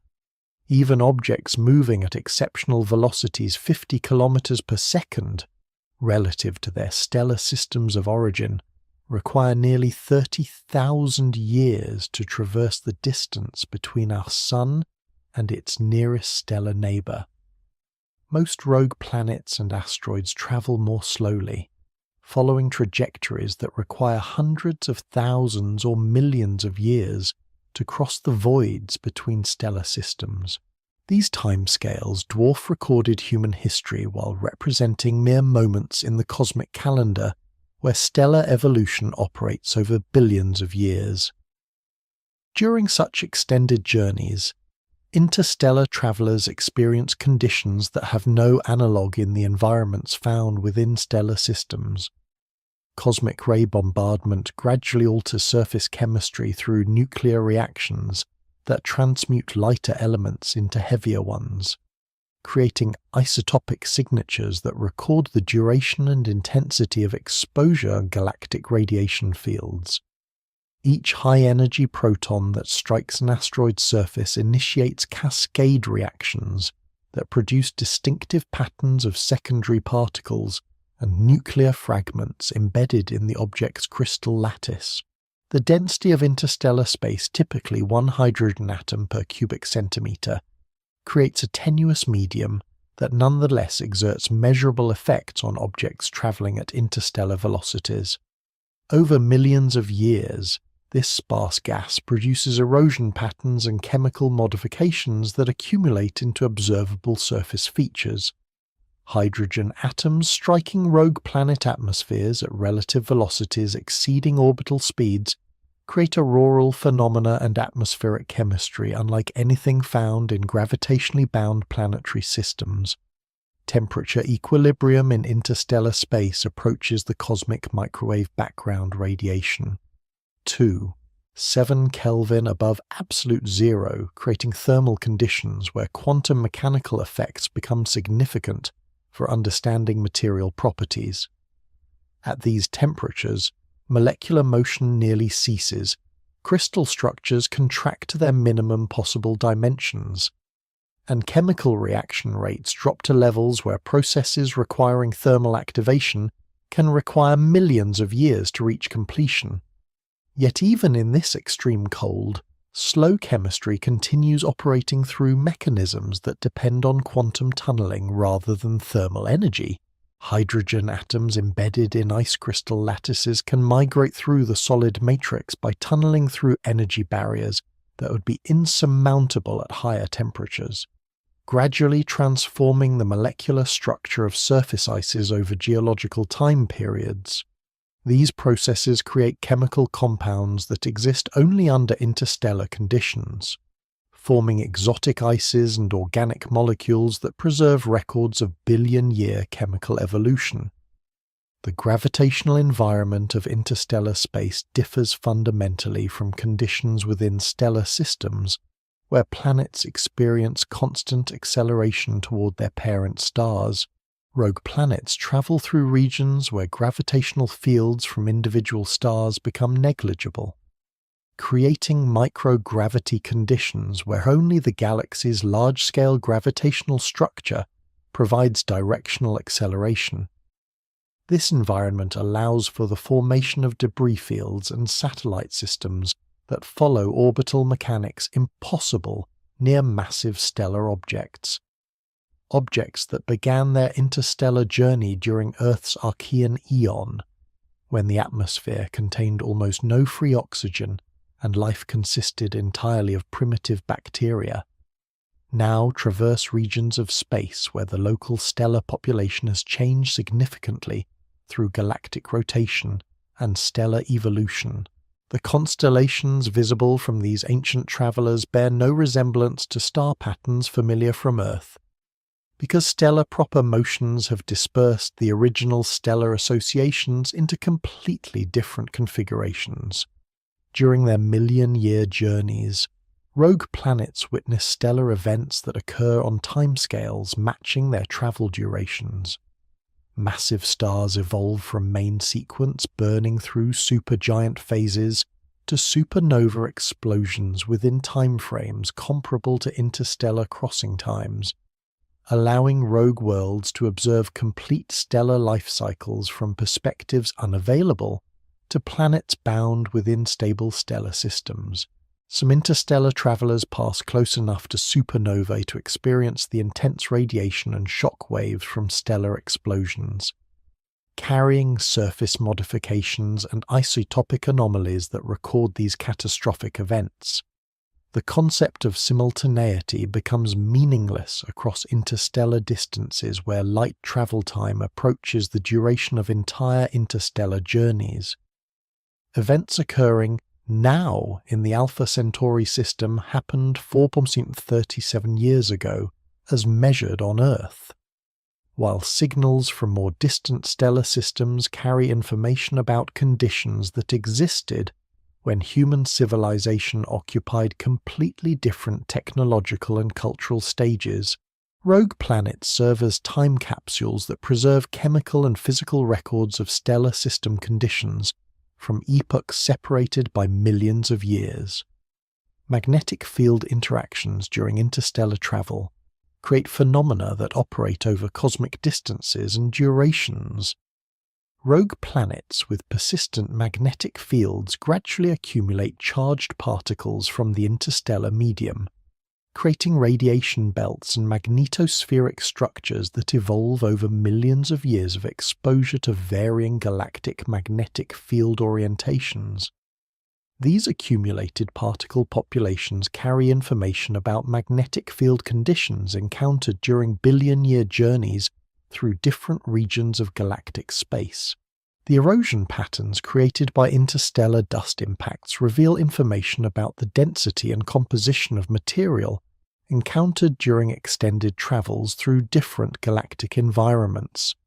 Dust grain impacts at velocities approaching 20 kilometers per second create microscopic craters and chemical modifications that accumulate into measurable surface features over million-year exposure periods. Analysis of these impact signatures provides archaeological evidence about the distribution of solid material in interstellar space and its variation between different galactic locations. Gravitational interactions with dark matter might create subtle perturbations in rogue planet trajectories that accumulate over million-year travel times into detectable orbital modifications. Although individual dark matter particles interact only weakly with ordinary matter, the cumulative effect of countless interactions during extended interstellar journeys could produce measurable changes in object trajectories that preserve information about dark matter density variations encountered during galactic-scale travels. The thermal history of objects during interstellar travel depends on internal heat sources that operate independently of external stellar radiation. Radioactive decay continues providing internal heating throughout million-year journeys, creating temperature gradients that drive slow geological processes and atmospheric circulation patterns.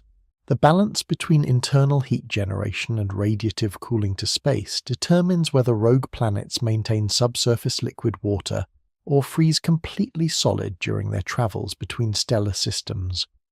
Some interstellar travelers might encounter multiple stellar systems during their journeys, receiving temporary heating during close approaches to other stars that briefly activate surface chemistry and atmospheric dynamics before returning to the deep freeze of interstellar space. These thermal cycles create geological and chemical records that preserve information about the stellar systems encountered during million-year odysseys through galactic space. The objects now approaching our solar system from directions that point toward ancient stellar positions carry chemical signatures and surface modifications that record conditions in stellar formation regions that no longer exist in their original configurations. Reading these records requires techniques that combine stellar archaeology, galactic dynamics, and interstellar chemistry into comprehensive models of how matter moves through the galaxy over cosmic timescales that encompass the entire history of stellar evolution and galactic chemical enrichment. The search for invisible wanderers enters a new epoch as technological advancement transforms humanity's ability to detect thermal signatures from objects that emit no reflected starlight. The Nancy Grace Roman Space Telescope, launching in the middle of this decade, carries infrared instruments sensitive enough to detect the faint heat glow from rogue planets warmed by nothing more than radioactive decay in their cores, unlike optical telescopes that depend on reflected or emitted light. These thermal detectors reveal objects through their temperature signatures, creating opportunities to discover wandering worlds throughout the galaxy's spiral arms and halo regions. Wide-field infrared surveys operate by comparing images taken months apart, searching for objects that move against the background of distant stars and galaxies. Rogue planets reveal themselves through their proper motion, the slow drift across the sky that results from their velocities through space combined with their proximity relative to more distant background sources. Computer algorithms process millions of infrared images, comparing pixel intensities and object positions with mathematical precision that can detect movements smaller than the apparent width of a human hair viewed from several kilometers away. The Vera Rubin Observatory's legacy survey of space and time will photograph the entire visible sky every 3 nights for 10 years, creating a time-lapse movie of cosmic motion that captures asteroids, comets, and potentially rogue planets as they move through our local galactic neighborhood. Each object that shows consistent proper motion over multiple observations becomes a candidate for follow-up study with more sensitive instruments capable of determining distances, masses, and thermal properties through photometric and spectroscopic analysis.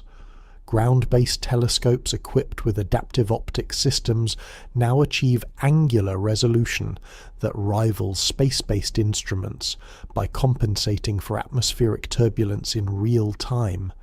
These systems use deformable mirrors controlled by hundreds of actuators that adjust mirror shape thousands of times per second, correcting for atmospheric distortions that normally blur astronomical images. The resulting clarity allows detection of faint infrared sources that would otherwise remain hidden in the noise of atmospheric scintillation and thermal background radiation. Gravitational wave detectors, originally designed to measure distortions in spacetime caused by colliding black holes and neutron stars, might eventually achieve sensitivity sufficient to detect the gravitational effects of rogue planets passing through our local stellar neighborhood. Although individual planets generate gravitational waves too weak for current instruments, next-generation detectors with arm lengths measured in millions of kilometers could potentially sense the space-time curvature created by Jupiter-mass objects moving at interstellar velocities within a few light-years of Earth. Machine learning algorithms trained on synthetic data from computer simulations learn to recognize the subtle patterns that distinguish rogue planets from background stars, asteroids, and instrumental artifacts. These artificial intelligence systems process observational data with pattern recognition capabilities that exceed human analytical capacity, identifying candidate objects in datasets containing millions of sources. The algorithms continue improving their detection accuracy as they encounter new examples, gradually developing sensitivity to increasingly subtle signatures that might indicate exotic objects or unusual orbital characteristics. Citizen science projects distribute astronomical data analysis across thousands of volunteer computers, harnessing collective human pattern recognition to identify objects that automated algorithms might miss. Participants examine images from sky surveys, marking objects that show unusual motion, color, or brightness characteristics that could indicate interstellar visitors or captured rogue planets. This distributed approach has already led to discoveries of brown dwarf stars, asteroid families, and comet-like objects in the outer solar system that professional astronomers might have overlooked. Radio telescopes search for electromagnetic emissions from rogue planets that maintain magnetic fields during their journey through interstellar space. Although most isolated planets generate radio waves too weak for detection at interstellar distances, objects with unusually strong magnetic fields or active satellite systems might produce detectable signals through mechanisms similar to the radio emissions observed from Jupiter and its volcanic moon, Io. The search requires patience and sensitivity. Monitoring millions of potential sources for periodic signals that might indicate planetary rotation or orbital motion in rogue planetary systems. Stellar occultation events provide opportunities to detect rogue planets when they pass directly between Earth and background stars, temporarily blocking starlight in ways that reveal the size and density of the intervening object. These events last only minutes or hours, requiring coordinated observation networks that can respond quickly to predicted occultations or detect unexpected events through continuous monitoring of bright stars. The technique works best for objects in the outer solar system or nearby interstellar space where angular sizes become large enough to create measurable brightness changes. Atmospheric composition analysis of rogue planets will become possible when next-generation space telescopes achieve sufficient sensitivity to obtain spectra from thermally glowing atmospheres. The James Webb Space Telescope can already detect atmospheric components in nearby brown dwarf objects, and similar techniques might reveal the presence of water vapor, methane, or other volatile compounds in the atmospheres of captured interstellar visitors or recently ejected rogue planets that still retain thick gaseous envelopes. Direct imaging of rogue planets requires suppressing the overwhelming brightness of nearby stars to reveal much fainter thermal emissions from planetary objects. Coronagraph instruments and starshade technology developed for detecting exoplanets around other stars will eventually enable direct observation of rogue planets in our local stellar neighborhood. These techniques could reveal surface features, atmospheric dynamics, and temperature distributions on isolated worlds wandering through interstellar space. Space-based interferometry missions will combine light from multiple telescopes to create synthetic apertures with angular resolution equivalent to instruments hundreds of meters in diameter. These systems could potentially resolve surface features on nearby rogue planets, revealing information about geological processes, atmospheric circulation, and even the presence of subsurface oceans through thermal mapping of surface temperature variations. The technique requires extraordinary precision in spacecraft positioning and timing, but offers possibilities for detailed study of interstellar objects impossible with single-dish telescopes. Neutrino detectors might eventually achieve sensitivity sufficient to observe the radioactive decay signatures from rogue planet interiors, revealing information about internal composition and thermal structure through the neutrinos produced by uranium and thorium decay in planetary cores. Although individual neutrino interactions occur rarely, large-scale detectors could potentially accumulate enough events over years of observation to to map the internal heat sources that maintain subsurface oceans and geological activity in isolated worlds. Future missions to captured interstellar objects will provide ground truth for remote sensing techniques, while offering opportunities for direct sampling of alien planetary material. Spacecraft equipped with drills, spectrometers, and sample return capabilities could land on rogue asteroids or comets captured in the outer solar system, providing detailed analysis of surface composition, internal structure, and chemical history that preserves records of formation around distant stars billions of years ago. The technological convergence of these diverse detection methods creates a comprehensive survey capability that will reveal the population of dark objects wandering through our galactic neighborhood. Each new discovery adds constraints to theoretical models of planetary formation, stellar system evolution, and galactic chemical enrichment, while providing observational targets for increasingly sophisticated analysis techniques.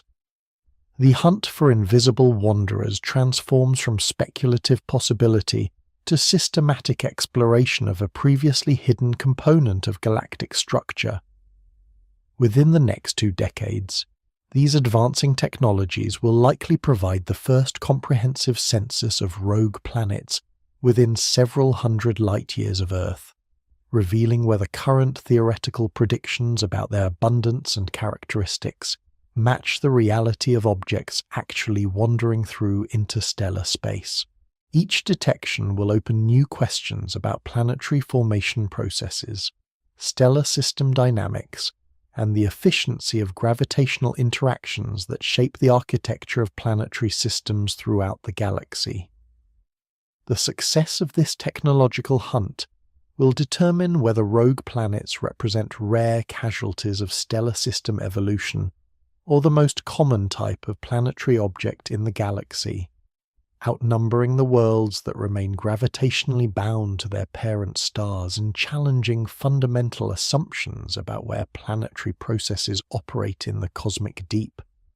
The outer reaches of our solar system whisper with gravitational anomalies that suggest the presence of unseen massive objects drifting in orbital territories beyond Neptune's influence. These subtle perturbations in the trajectories of known asteroids and comets create mathematical puzzles that challenge conventional understanding of solar system architecture, hinting at the possibility that captured interstellar wanderers might inhabit the cold darkness where our sun's gravitational influence fades toward the threshold of interstellar space. Orbital resonance patterns among trans-Neptunian objects reveal clustering that statistical analysis suggests cannot result from random gravitational interactions with known planetary masses. The orbits of several dozen asteroids in the distant Kuiper belt show unexpected alignments in their perihelion arguments and orbital inclinations, creating patterns that persist despite the chaotic gravitational environment that should randomize such orientations over millions of years.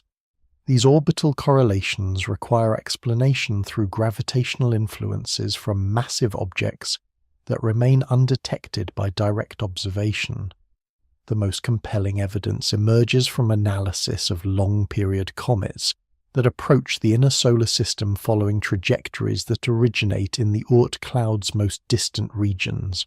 Computer models of their orbital evolution reveal perturbations that exceed the gravitational effects expected from known planets, stellar encounters, and galactic tidal forces.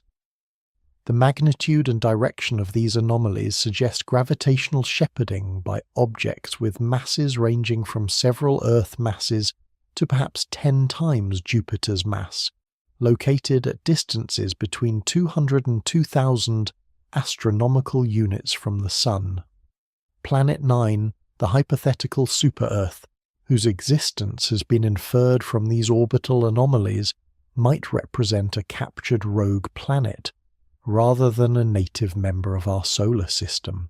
The object's proposed orbital characteristics, including high eccentricity and inclination relative to the plane containing the known planets, resemble the trajectories expected for interstellar objects that underwent partial gravitational capture during encounters with the outer solar system billions of years ago. Such an origin would explain both the orbital properties and the failure of optical surveys to detect an object of planetary mass in the outer solar system. Gravitational perturbation analysis requires extraordinary precision in tracking object positions over decades of observation to reveal the subtle influences of distant massive objects. The technique measures deviations from predicted orbital motion that amount to angular displacements smaller than the apparent size of a coin viewed from distances exceeding 1,000 kilometers. These measurements demand correction for numerous competing effects including relativistic precession, solar radiation pressure, outgassing from comet nuclei, and gravitational influences from asteroid belt objects. Recent observations from the Cassini spacecraft during its final years orbiting Saturn provided independent evidence for anomalous gravitational effects in the outer solar system. Precise tracking of the spacecraft's trajectory revealed unexplained accelerations that could not be attributed to known sources of orbital perturbation, including solar radiation pressure, atmospheric drag, or gravitational effects from Saturn's moons.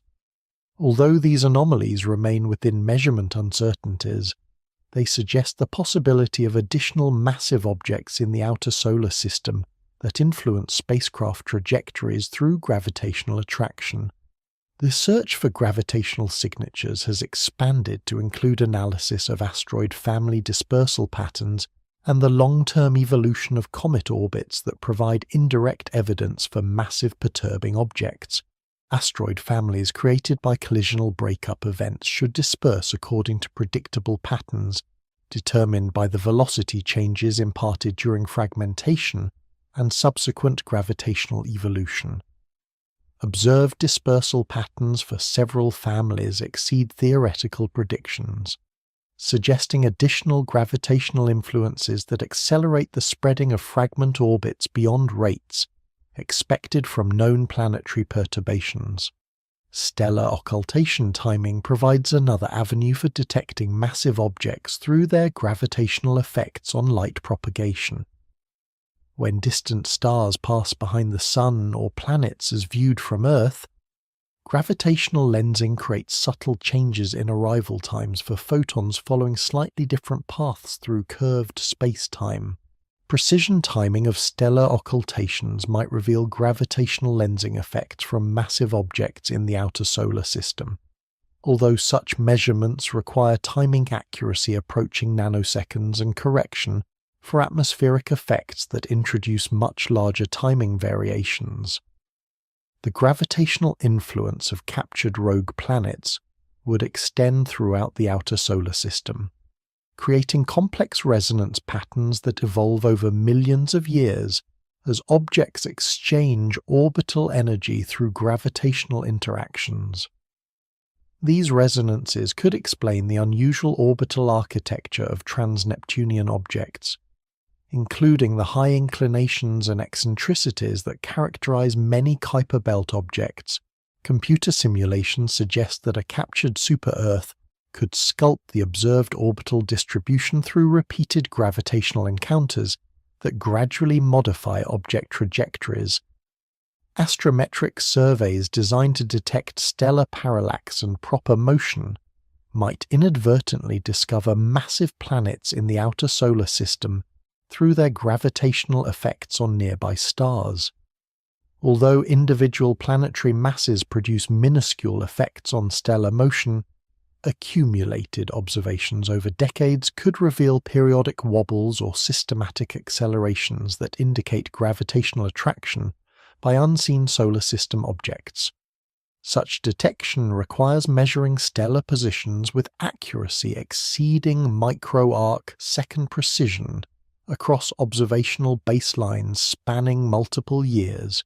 The thermal signatures of massive objects in the outer solar system depend on their internal heat sources and atmospheric retention during billions of years in near interstellar conditions.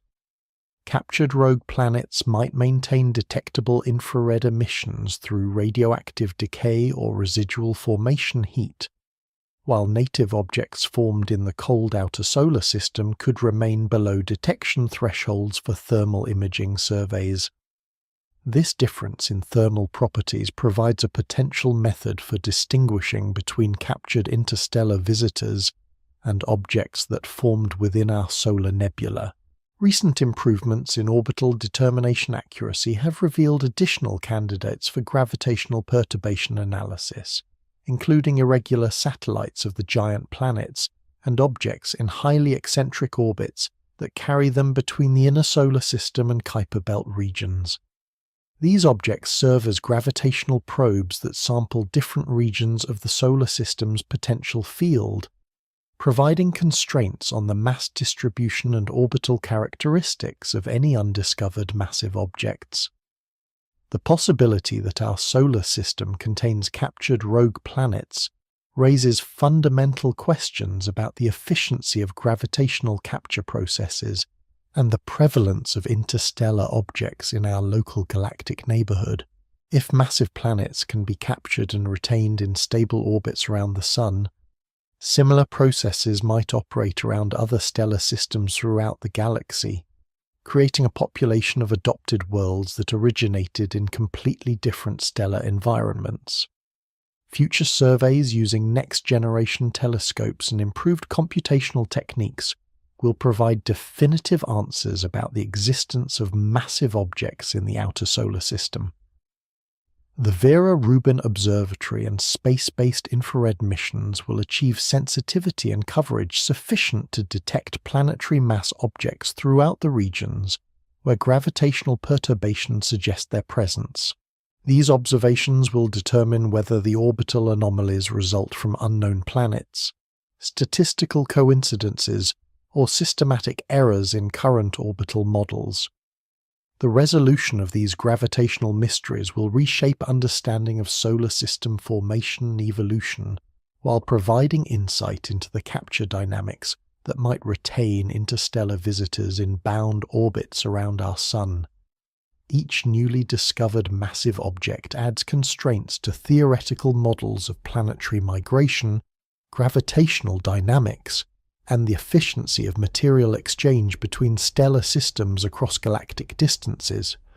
The outer solar system remains a frontier where captured wanderers from other stars might still await discovery in the cold darkness beyond the realm of familiar planets.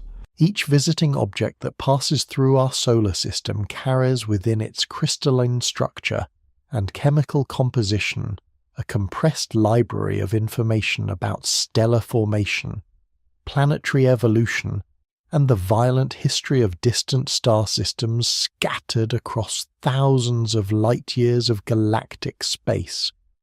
These wandering messengers preserve records written in isotopic ratios, mineral structures, and organic compounds that require techniques borrowed from meteoritics, geochemistry, and astrobiology to decode the stories they tell about cosmic processes operating under conditions vastly different from those that shaped our local stellar neighborhood.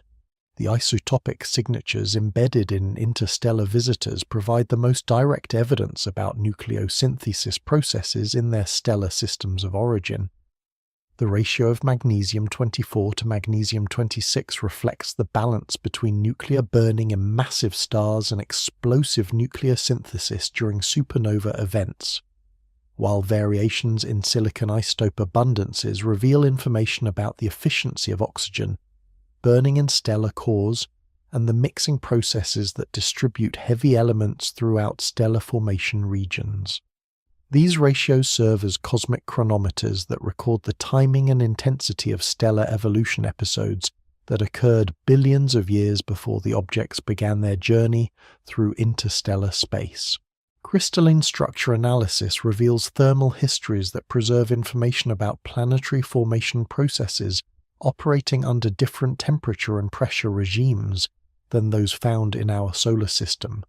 the size distribution of mineral grains, their crystallographic orientations, and the presence of shock features indicate whether objects formed through gradual accretion in cool stellar nebulae or experienced violent collisional disruption during planetary system instabilities.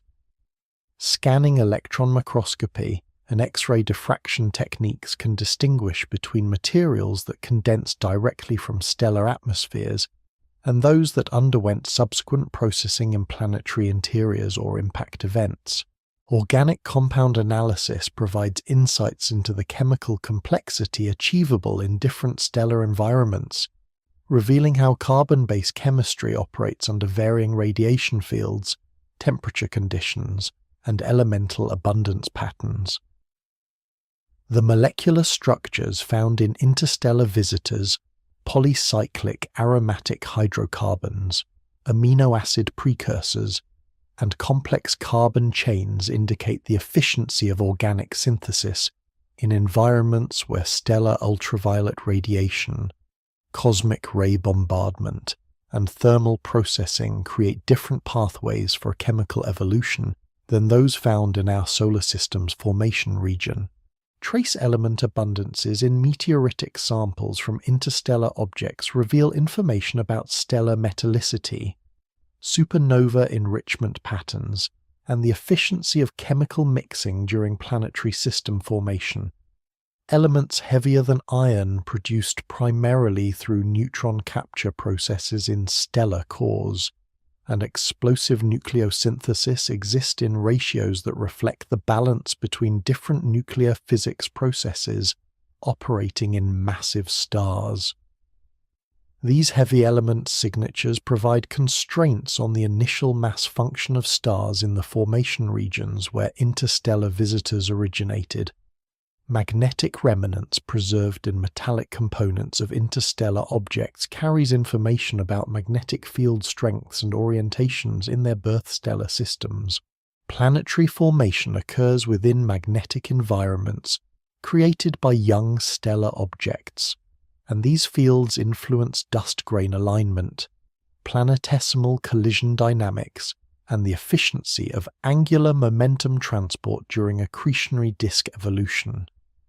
The magnetic signatures recorded in iron-nickel grains preserve fossil evidence of these ancient magnetic environments, providing constraints on stellar magnetic field evolution and protoplanetary disk physics.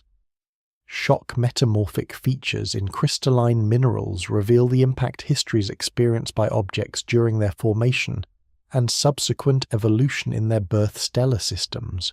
High-pressure mineral phases, planar deformation features, and melting textures indicate exposure to impact velocities and pressures that reflect the bombardment environment during planetary system formation. Comparison with similar features in lunar samples and meteorites from our solar system provides constraints on the universality of late heavy bombardment phases and collisional evolution processes. Noble gas isotope ratios, particularly helium, neon, and argon signatures, preserve information about stellar wind compositions and solar particle irradiation in ancient stellar systems. These isotopes become trapped in mineral lattices during space weathering processes and solar wind implantation, creating archives of stellar activity and radiation environment conditions that operated billions of years ago.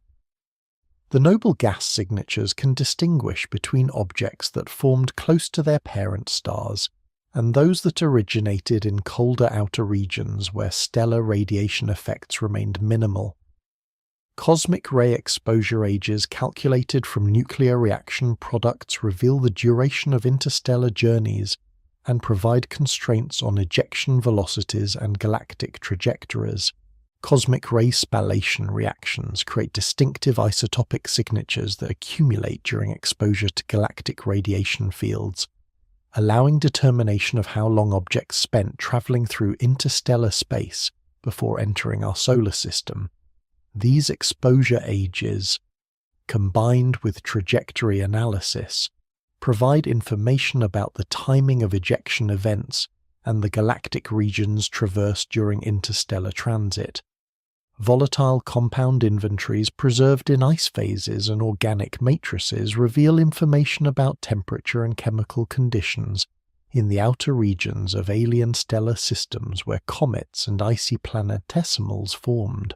The relative abundances of water, carbon monoxide, methane, and other volatiles reflect equilibrium condensation processes operating at different distances from parent stars with varying luminosities and spectral characteristics. These volatile signatures provide constraints on the habitable zone boundaries and atmospheric evolution processes in planetary systems with different stellar properties. Micrometeorite impact features record the density and velocity distribution of interstellar dust encountered during billion-year journeys through galactic space. The size distribution, chemical composition, and impact velocities of dust grains that created microscopic craters and chemical modifications on object surfaces provide information about interstellar medium properties in different galactic regions. These impact records serve as passive collectors that sample the interstellar environment along the entire trajectory of wandering objects. Radiation damage patterns in crystalline structures reveal the intensity and spectral characteristics of stellar radiation environments in distant stellar systems. High-energy particles and photons create distinctive defects in crystal lattices that accumulate over geological timescales, preserving information about stellar activity levels, flare frequencies, and the radiation shielding provided by planetary magnetic fields and atmospheric envelopes. Analysis of radiation damage requires sophisticated techniques that can distinguish between effects created in birth stellar systems and subsequent exposure during interstellar travel. The search for biosignatures in interstellar visitors represents the ultimate goal of astrobiological investigation, seeking evidence for past or present biological activity in objects that originated around other stars. Although no confirmed biosignatures have been detected in interstellar objects, the possibility remains that captured visitors might carry preserved biological material or chemical evidence of life processes operating in subsurface oceans or hydrothermal environments. Such discoveries would revolutionize understanding of life's distribution throughout the galaxy, while providing direct samples of extraterrestrial biology for laboratory analysis. Each analytical technique applied to interstellar visitors requires adaptation to the unique challenges posed by objects that spent millions of years in the extreme environment of interstellar space. Contamination from terrestrial sources, space weathering effects, and the limited sample sizes available from brief observational opportunities demand development of increasingly sensitive and specific analytical methods. The integration of multiple complementary techniques provides comprehensive characterization that maximizes the scientific return from each precious sample of alien planetary material. The accumulating database of chemical and physical properties from interstellar visitors will eventually provide sufficient statistics to identify patterns that reveal systematic differences between stellar formation environments throughout the galaxy. These comparative studies will constrain models of galactic chemical evolution, stellar nucleosynthesis, and planetary formation processes while identifying the most promising targets for future interstellar exploration missions seeking to study planetary systems around other stars through direct sample return from their wandering representatives. The eternal journey continues without destination or purpose, beyond the simple persistence of motion through space that operates according to gravitational laws older than stellar formation and more fundamental than the temporary arrangements of matter that create galaxies, stars, and the brief episodes of planetary formation that punctuate cosmic history with islands of complexity in an otherwise empty universe. Rogue planets drift through the cosmic deep as witnesses to transformations that unfold over billions of years, carrying their cargo of frozen atmospheres, subsurface oceans, and chemical memories across distances that dwarf human comprehension, while maintaining the patient indifference of objects governed by physics rather than intention. The galaxy itself evolves around these wandering worlds as stellar populations age. Heavy elements accumulate through successive generations of stellar nucleosynthesis, and the large-scale structure of dark matter continues its expansion-driven evolution toward configurations that will characterize the universe's far future. When star formation ceases and galaxies become islands of cooling stellar remnants, separated by voids that grow larger with each passing billion years. Rogue planets persist through this cosmic aging process as among the most durable objects in the universe, requiring no external energy sources to maintain their basic physical integrity, and carrying their internal heat sources through eras that exceed the main sequence lifetimes of all stellar types. The magnetic fields generated by convection in their metallic cores provide protection against cosmic radiation that operates independently of stellar proximity, creating magnetospheres that deflect charged particles and preserve atmospheric envelopes across cosmic timescales. These protective magnetic barriers allow rogue planets to maintain complex chemical environments and subsurface liquid water throughout their billion-year journeys between stellar encounters, creating oases of chemical complexity that persist in the near vacuum of interstellar space where temperatures approach absolute zero and molecular motion nearly ceases.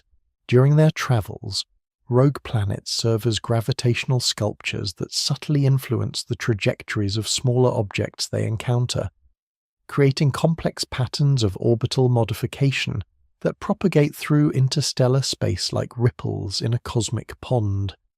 Each gravitational interaction redistributes kinetic energy and angular momentum among the participants, gradually reshaping the velocity distribution of objects throughout the galaxy, while preserving the total energy and momentum of the system, according to conservation laws that operate with mathematical precision across all scales of cosmic architecture.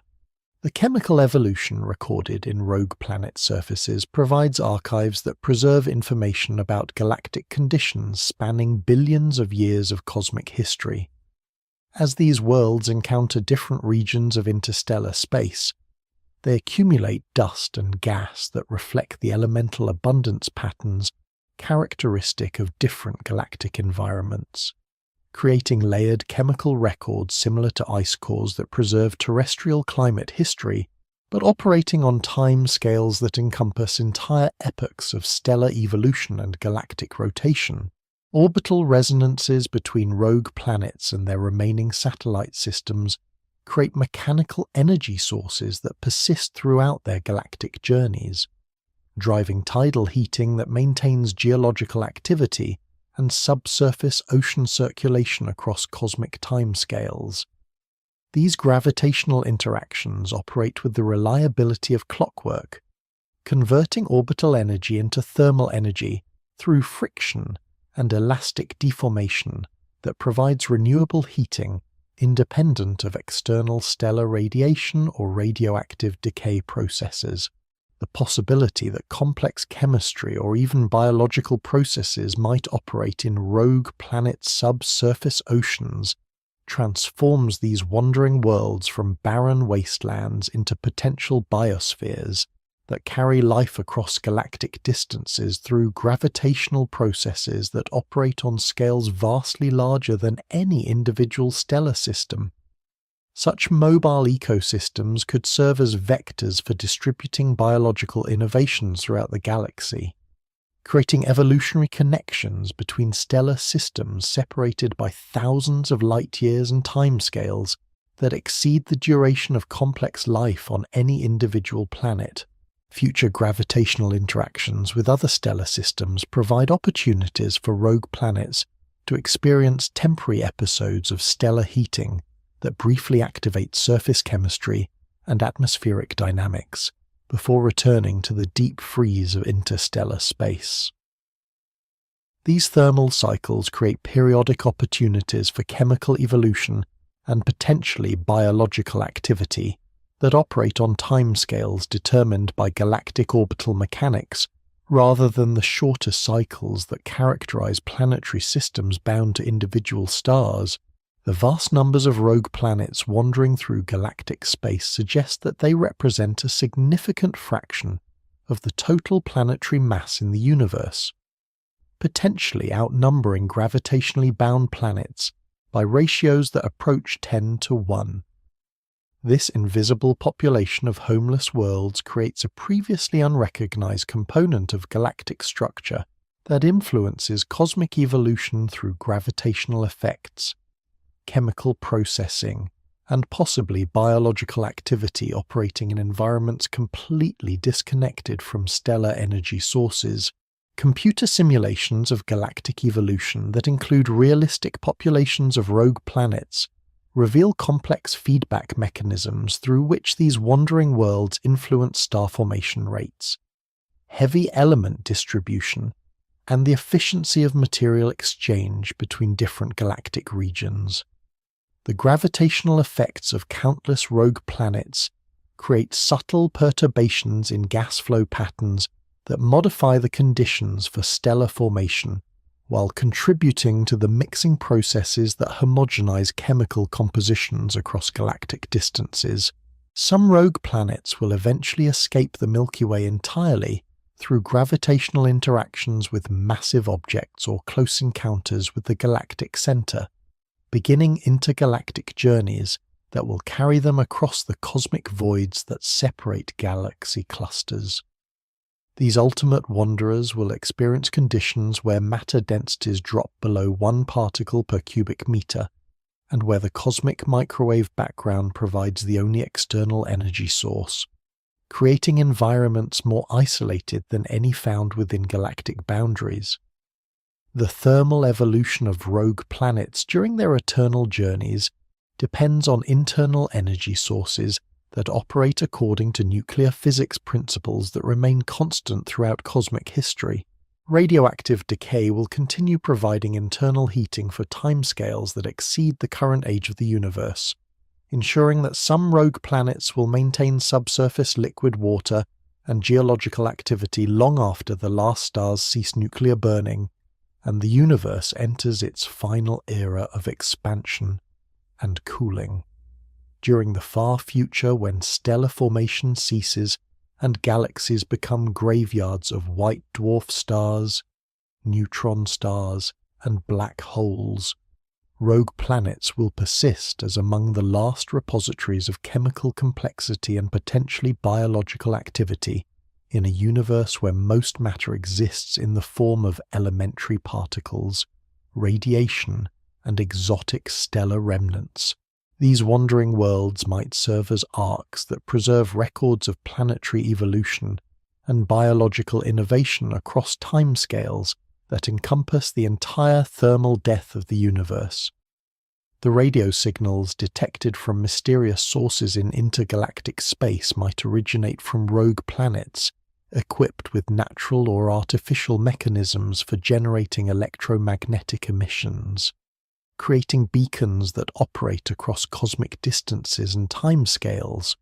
Whether these signals represent natural physical processes or technological communications from civilizations that survived planetary ejection, they demonstrate that isolated worlds can maintain complex electromagnetic activity throughout their journeys between stellar systems and possibly between galaxies. Each rogue planet continues its solitary passage through the cosmic dark as a self-contained world, carrying whatever chemical complexity, geological activity, and possibly biological innovations it accumulated during its formation and early evolution. These wandering laboratories explore regions of the universe where no other complex objects venture, serving as ambassadors from the era of active stellar formation to whatever cosmic environments await in the universe's distant future when expansion, cooling, and entropy have transformed the cosmic landscape into configurations that current physics can predict, but human imagination struggles to comprehend. The signals fade into cosmic silence, their mechanical precision dissolving into the gentle randomness of thermal noise that fills all empty spaces between the stars. Radio telescopes turn toward other patches of sky, their data streams flowing into computers that process new mysteries with the same patient algorithms, seeking patterns in the electromagnetic symphony that plays continuously across frequencies spanning the entire observable universe. The repeating bursts become archived observations, catalogued alongside thousands of other unexplained phenomena that await theoretical understanding or technological capability sufficient for deeper investigation. In the vast darkness between galaxies, rogue planets continue their eternal drift through regions where matter exists in concentrations so low that individual atoms might travel for millions of years without encountering companions. These wandering worlds carry their histories written in crystalline structures, isotopic ratios, and chemical compositions that preserve records of stellar nucleosynthesis, planetary formation, and violent gravitational encounters that occurred when the universe was younger and stellar systems were still adjusting to the architectural patterns that would define galactic structure for billions of years.